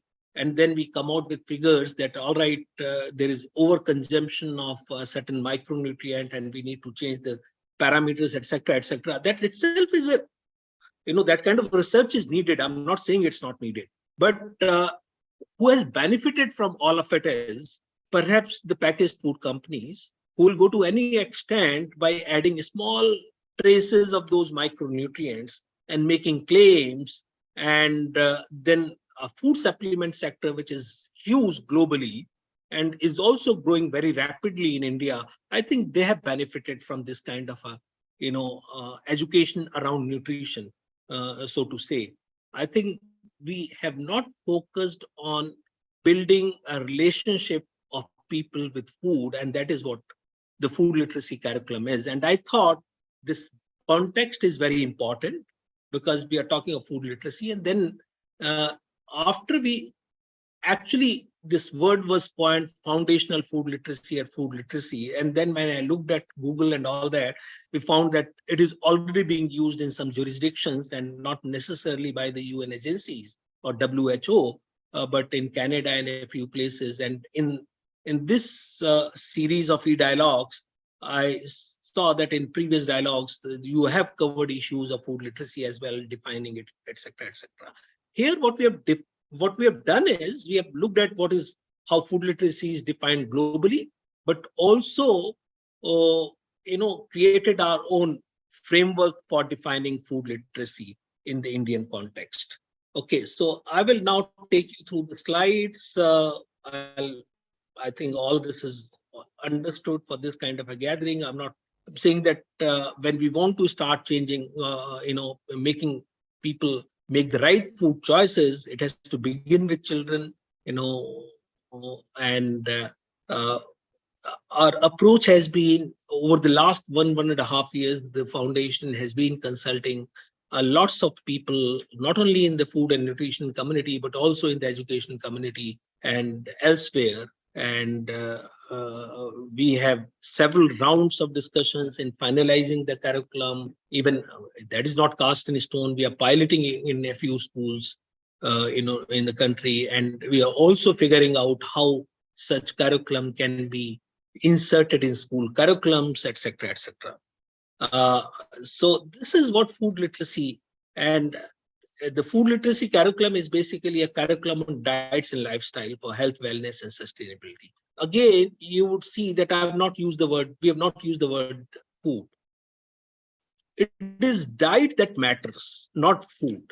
Occasionally, if somebody has, unhealthy food or a chocolate or a pastry, that's not an issue. But if it becomes a part of his regular diet, then there is a challenge. So the issue is that it is about diets and not so much about food.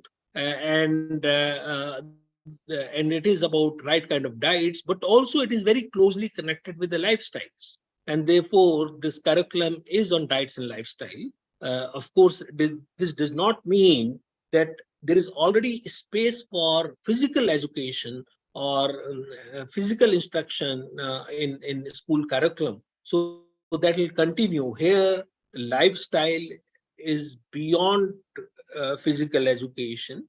But physical education is why physical education is needed, is there. Why physical activity is needed is there. We have also, in order to see that children are not, given multiple sets of curriculum. In 2019, Government of India, Ministry of Education and Ministry of HRD and Ministry of Health, they came out with a curriculum for health and wellness, and they started rolling it out. That still is being rolled out in schools as the new curriculum, which is new curriculum framework, which has been released just a few weeks ago, that is also in the works. But all these developments we are aware of. Our curriculum is in 8 themes, and therefore you will find a few themes not directly related with food. They are related because when we were looking at it, some of the topics came from the health and wellness curriculum that got integrated into the food literacy curriculum. So it is not really a food literacy curriculum, it is a food literacy plus curriculum. So we realized that it has to begin with my body, appreciation of my body, my need, my mind, my feelings. So all of it has to be the first theme. In looking inwards. Second was my safety and well-being, even though not directly related with food, but they're very issues and they're very critical part of human existence and for children in particular. Then comes the core themes on food literacy. Familiarizing children about the food around them. What they see around them, how do they relate to it? It's not about nutrition. Then we come to nutrition and my health. So I'm not saying that nutrition is completely missing from this. We did bring in nutrition and macronutrients, micronutrients somewhere, and how they play a role in human health.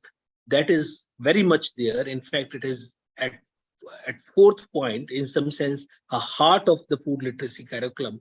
Then I think Dr. Satinder Kaur mentioned about preparing food, safe and hygienic food, our food culture and food choices. This is very important.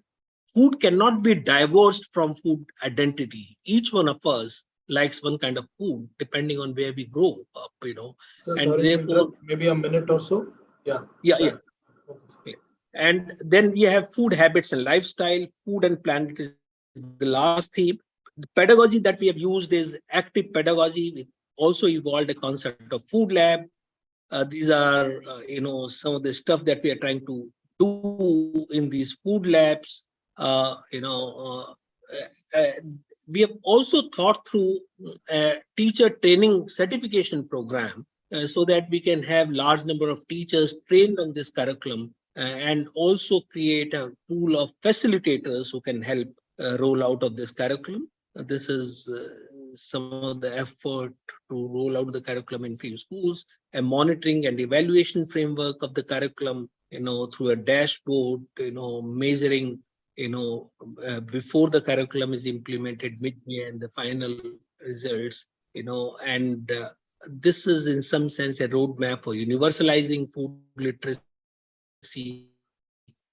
And what I welcome you to join us on 5th of October 2023. And there is an online link available on this. We'll share it with the organizers as well, so that as many people join as possible, wherein we are going to have a detailed presentation, not by us, by the children, by school children on this food literacy curriculum on 5th of October.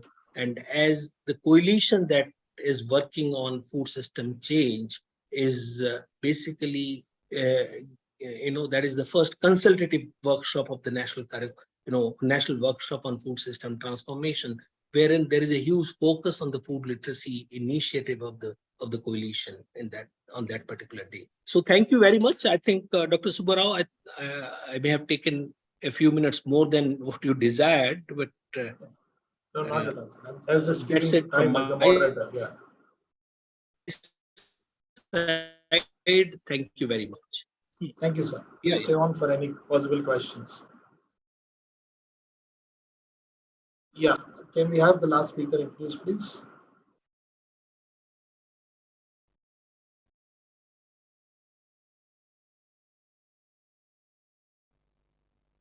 It's my pleasure to introduce our final speaker, Dr. Beena Varghese, who's a consultant with World Health Organization. Dr. Beena is a health economist by training and has been a public health researcher for over 2 decades.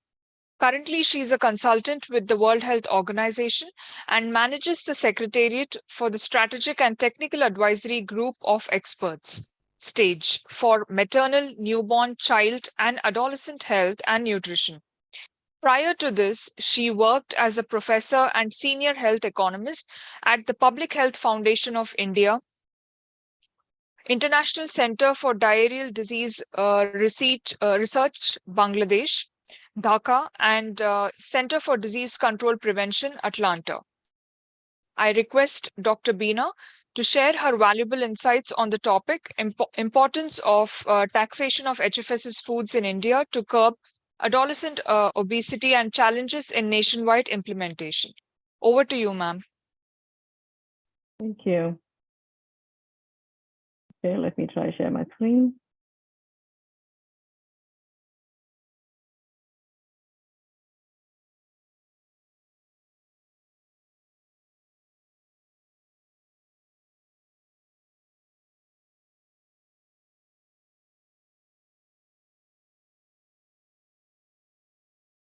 Sorry, I'm having a little trouble finding my presentation. Just give me a minute.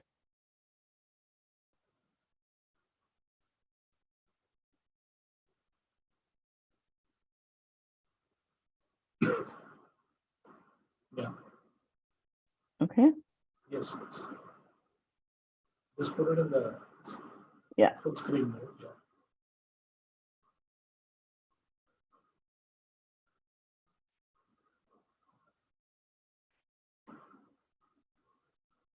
At the bottom, slideshow mode. Can you see it? Sorry, I have this. No, at the bottom, if you can use the slideshow mode. Okay, yes, got it. Yeah, okay. Yeah. Okay, thank you all. Some advantages of being the last speaker. Everybody has said everything important already.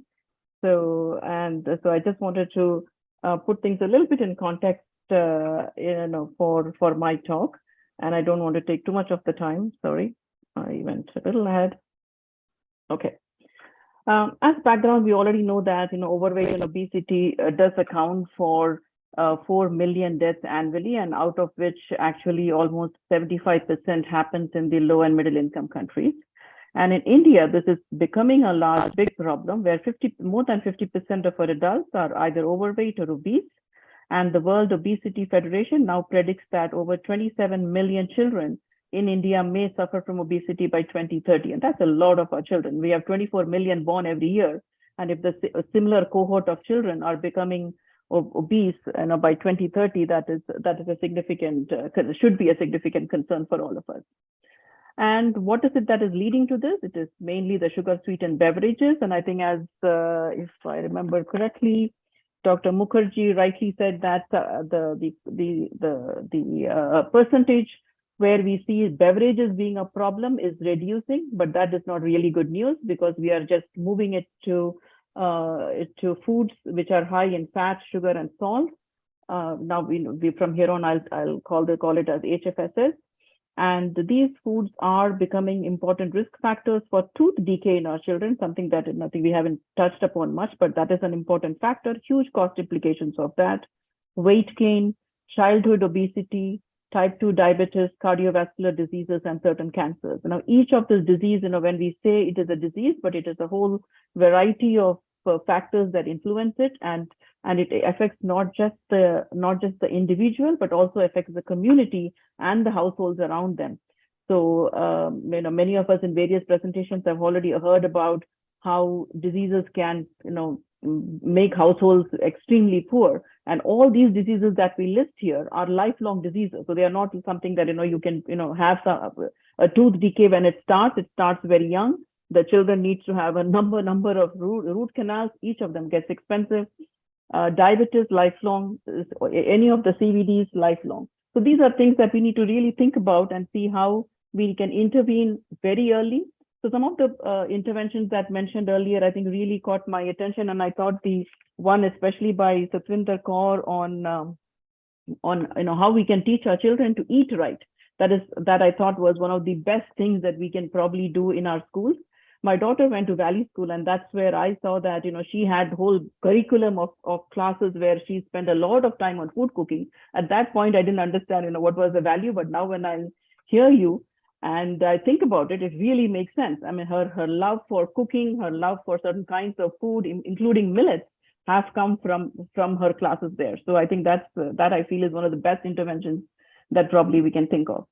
Now, the other thing that I think many of you did raise issue is the use of sugar, and we are the largest producers and consumers of sugar. On average, Indian, I think the latest estimate shows that we consume 25 kilograms of sugar per year. That's a lot of sugar. It's 5 times what the WHO says should be consumed. And the India's ultra processed food sector is again growing at an extremely high rate. Give me a minute. I just want to reduce my screen so that I can see myself and see the screen and okay, but I can't see how to do that. Okay.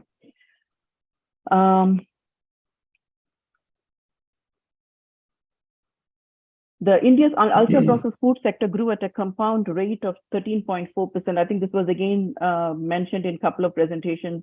The retail sales of salty snacks is rising at a rate of 17% from 2011 to 2021. These are all numbers which I think would affect us. And this picture is, I took it from various, obviously from images on the net.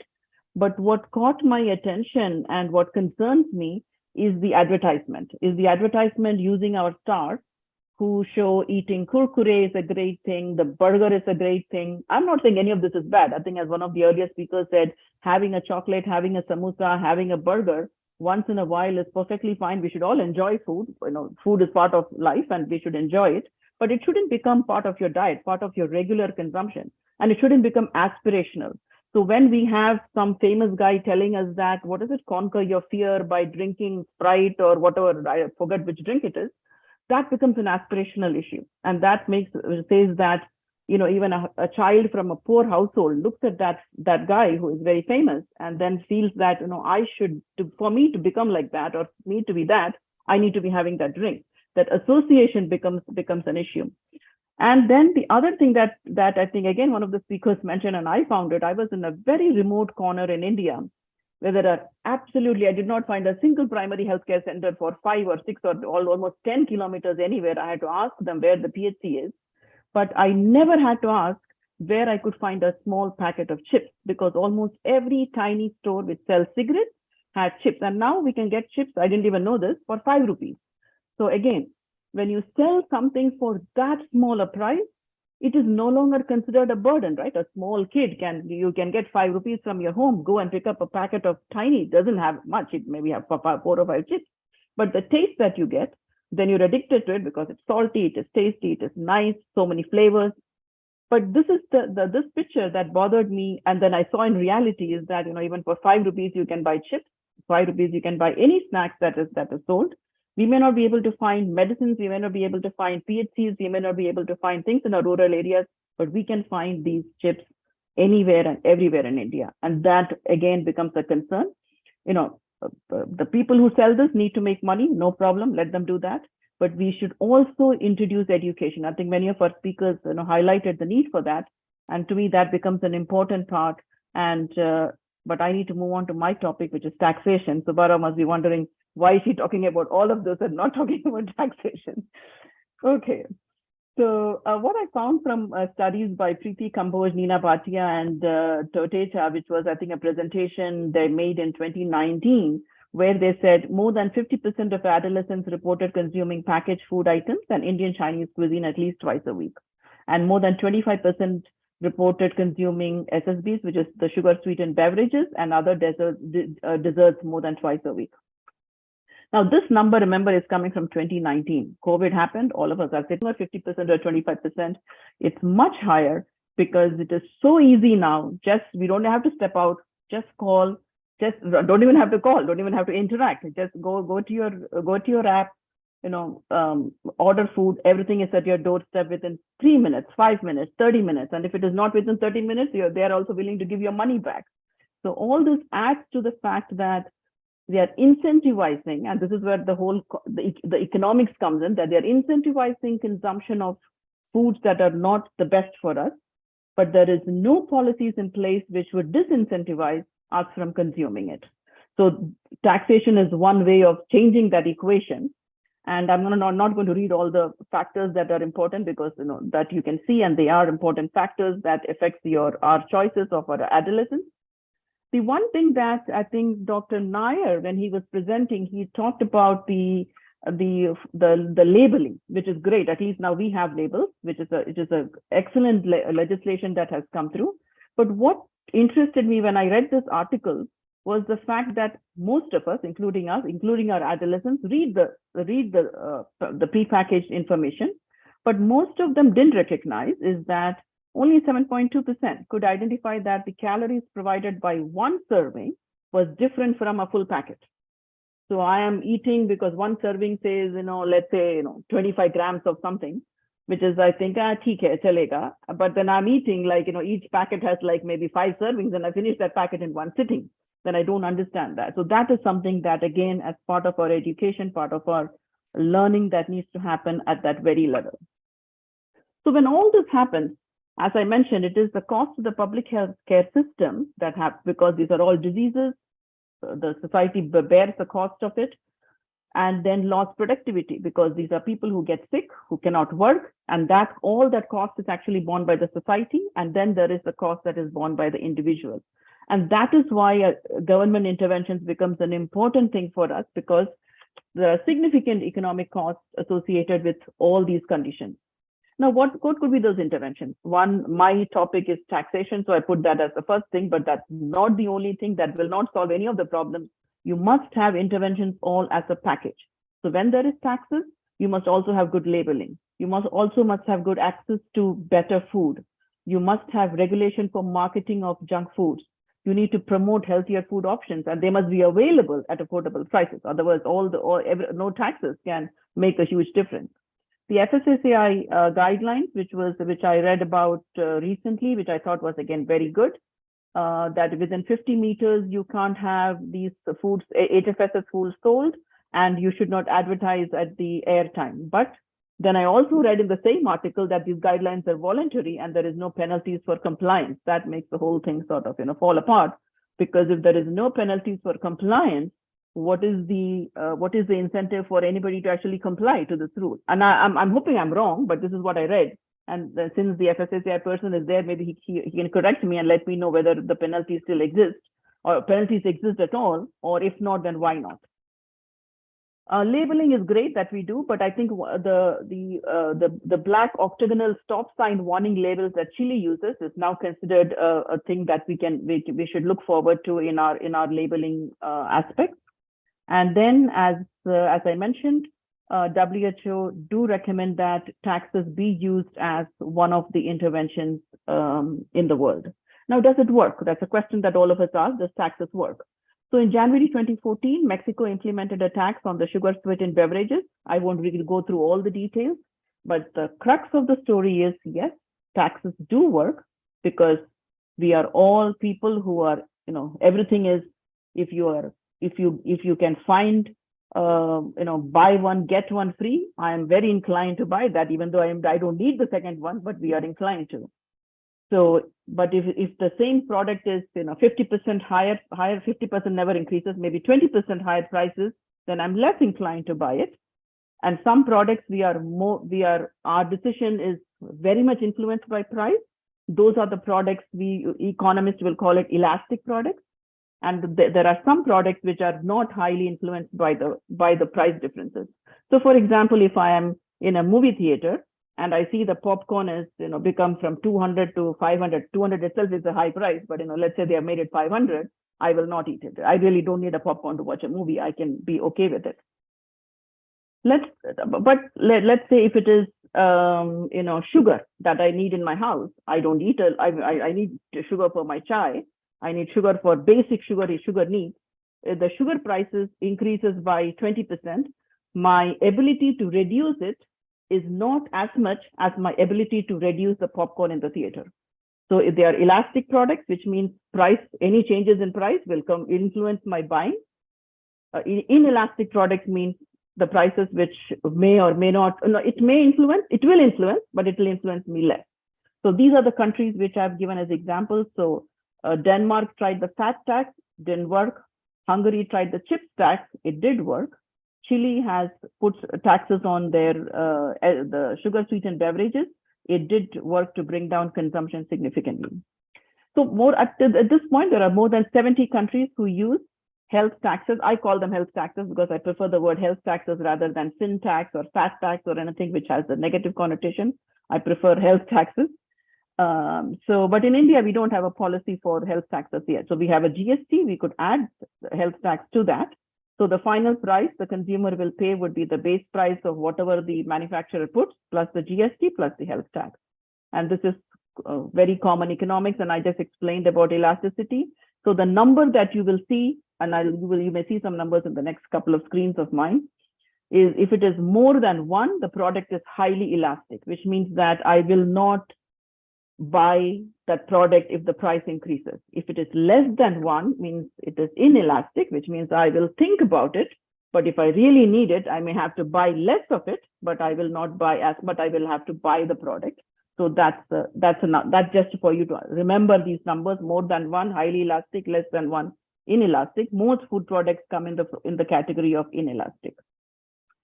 So when we talk about change in demand, it is very simple. It is, I'm only looking at how much does the price change. Price, did it go up by 10%, 20%? And if you multiply that with the price elasticity, which is calculated generally for most of the products, I get the change in demand. Now, how does it influence government revenue? Because for policymakers, that's an important question. Will any taxation increase or decrease my revenue? In general, whenever your product is inelastic, any increase in prices is great for the government. That is why they put it for alcohol, for tobacco, they should put it for some of these food products that we are talking about. It will increase government revenue, but it will reduce consumption. So it's sort of a win-win situation there. So this is the modeling thing that we just developed for one of our papers that I was working with PHFI colleagues. So this is just a sample. I don't want to spend a lot of time on this because I don't think I have that much time left either. So and I'll just take the example of maybe HFSS because that's the product, but sugar is also important. I put sugar here just because sugar is the primary component of many of our foods that we talk about. So if my base price was 100 and my current tax for HFSS is 12%, so the price of the product is 112.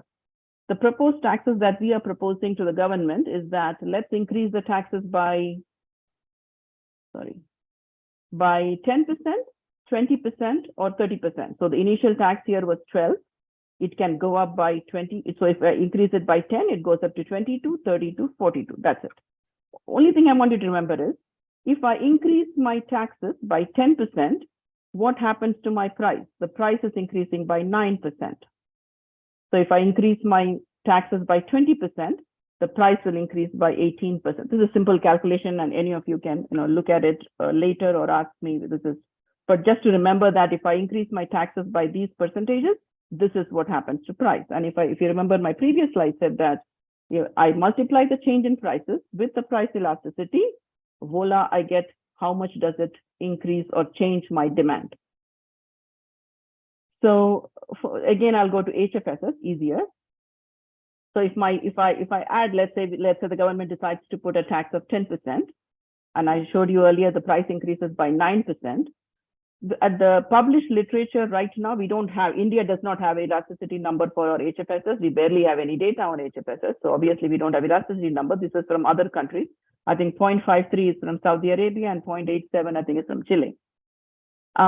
If India probably is in between some of these numbers, they don't change much between countries, so it's easy for us to model.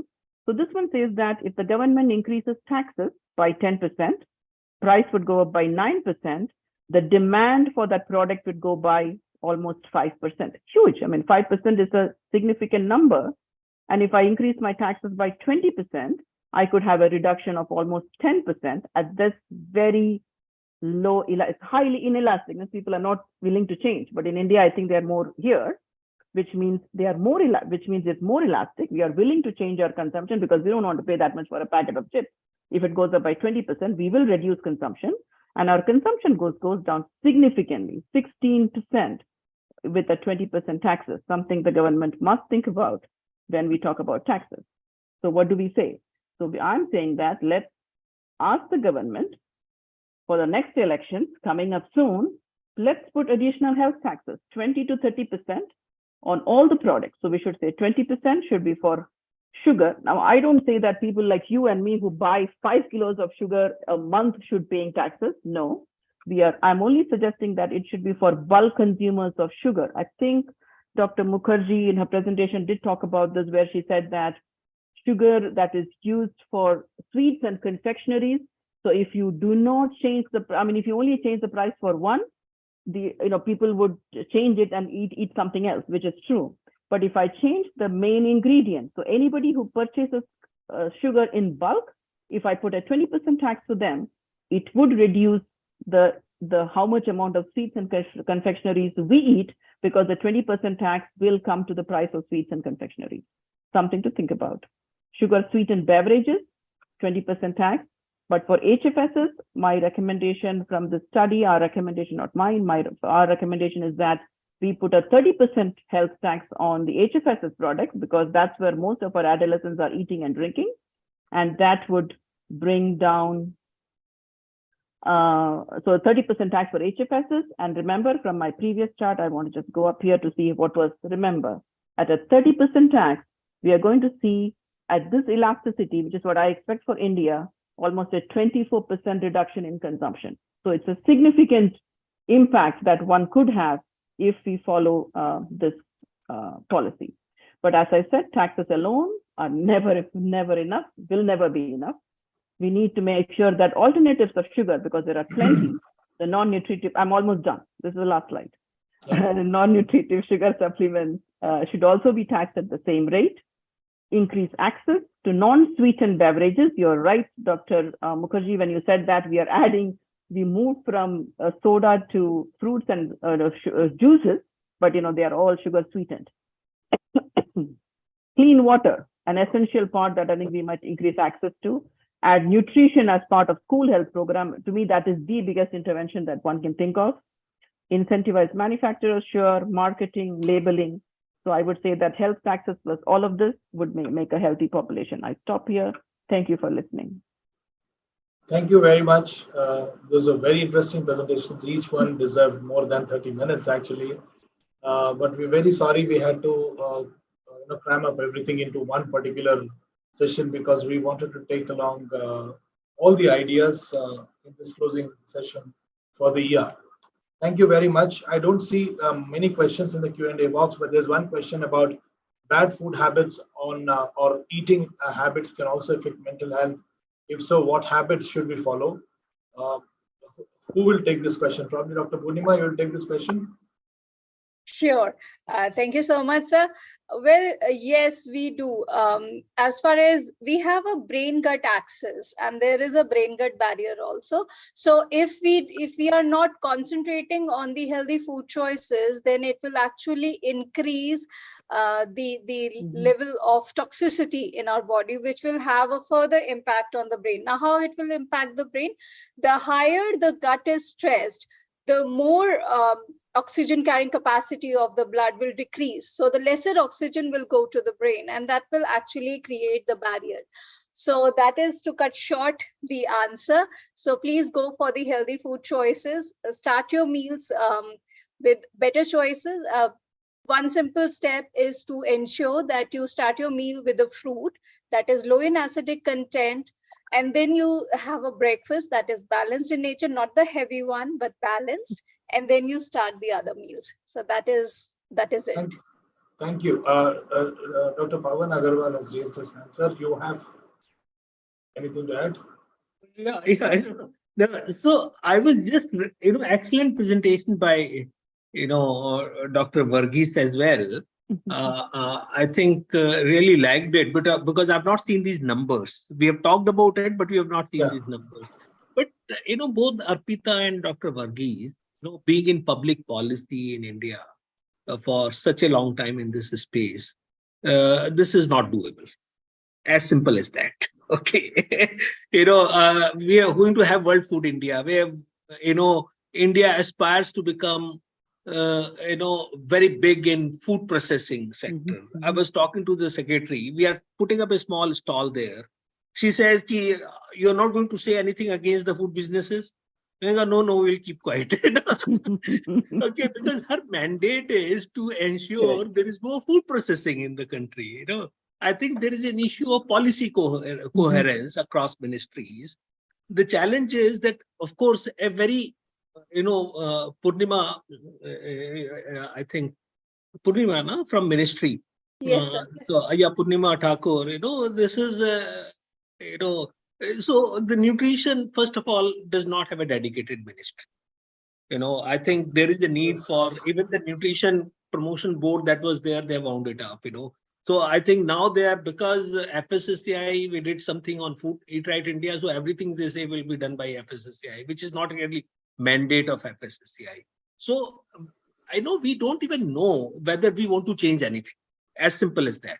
I can be very frank excellent work that Subba Rao and all these people are doing and working with Niti Aayog, on taxation, on advertising control is very difficult these days. It's almost impossible. And on this session itself, there was a very senior officer from Ministry of I&B, and I know him, and he was basically talking about everything else other than advertising, monitoring or control. So I think that is again something that will not happen. We are facing huge difficulty in India, something that we started on FOPL, to define what HFSS says, वो अभी तक नहीं define हो पाया है. So I think these are very difficult things. Why I'm making this point is that after a lot of thinking, I've come down to one conclusion: कि start creating demand for good. Everyone is a win-win-win kind of a situation, which is difficult, but let us put ourselves on the same page and focus on just one thing. The rest of the things will be taken care of. I'm sorry, yeah, I know. We'll go one at a time, but Dr. Arpita, you have to add anything?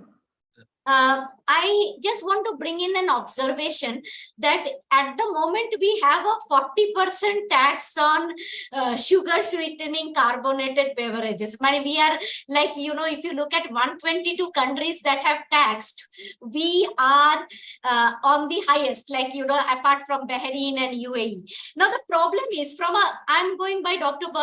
Burgess's data and our analysis on sugar sweetening beverages. The issue is with the 40% tax, the tax revenue is coming down. Look at the problem of the GST Council. Okay, so one of the reasons that they were taxing was they were calling it the compensation cess, where the compensation cess is working for other things, is not working for the SSB products, because they are not taxing SSB. They are actually taxing carbonated beverages. Okay, there is a difference between carbonated beverages and SSB, and the nutritionist will never say carbonated is bad because there is no research. Now, this brings us to the complexity between the nutritionist, health expert, food safety authority, and the taxing expert. The taxing guys, their objective is to raise money. Then of course we have missed the entire angle of what Pawan is bringing in, and Dr. Burgess, you are part of WHO, and I have done their work, so we know they say keep the industry aside, but industry comes like a big brother, and when they come like a big brother, you cannot actually move a step keeping them aside. So the policy has to be taking them forward, but I completely agree with Pawan, is that let consumers decide what to eat, and industry will produce what the consumer decide what to eat. That's it. Yeah, I think this is a never-ending debate, but we still see that there is a hope for all these measures to work together. I'm not saying any one measure will really work, and then in the near future, are we in a position to bring it up? I don't know, but definitely yes, there are a lot of different countries which have done it. We can take definitely some amount of, and there brings my next question about what you raised right in the beginning, Professor Arpita, about what is the extent of processing that we are talking about, and then if we have, and with many of the measures actually including labeling, Dr. Nair, what we are trying to do is we are trying to have front of pack nutrition labeling for discouraging HFSS foods, but we're talking about the processing also in it, which is not. See, the extent of processing and the nutritional value that it deteriorates cannot be addressed by front of pack nutrition labeling. That's an inherent, problem in a lot of groups which are asking for warning labels. Warning labels are essentially for HFSS or nutrients of concern. They don't address the ultra processed food consumption. So, ultra processed food in a way is linked to the deterioration of healthy nutrients or desirable nutrients in the food, but I think we are trying to balance out so many things. That is fine. These are all there, but we will not leave our essential effort towards bringing all these measures. We are positively looking at nutrition curriculum and then nutrition literacy as a first step. If that goes on, as everyone says, there is a demand for more and more healthier food options. When there is a demand for healthier options, then definitely the industry has to come down. I'm not saying processing is bad, but how we go about it is the question. Dr. Nair, you have any points to add on this? I mean, my only uh, comment is we did define the HFSS, sir. I think Dr. Pawan was saying we were we could not define. We defined, but the issue is implementation of HFSS with respect to any of these FOP and making it visible that this is HFSS. I mean, that's where the issue has come, and we are still debating, and probably will come out with some solution in terms of whether it's what we are trying to put it as nutrition star rating, whether 3 or 3.5 or 4 is relatively non-HFSS. I mean, this has to be defined a little more carefully with respect to available products, and we have to understand these scores are really reflecting the healthfulness of the product. I mean, we are still trying to debate on that. As you know, we are in the process of evolving a system which works for us.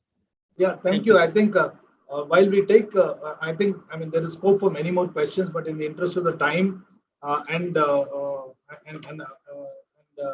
also we've overshot by about 20 minutes, and also in the interest of the audience who are actually staying on with us for a long time, we would like to wrap up, but I'm so sorry. I would really love to give more time for each of the presenters, and I have number of questions listed for each of you, but I'm sorry, due to a lack of time, we will wrap up. And then the 5 key takeaways. Yes, we have a lot of contradiction about, let's start from the taxation. Whether taxation can be a measure that is possible or plausible in the Indian context.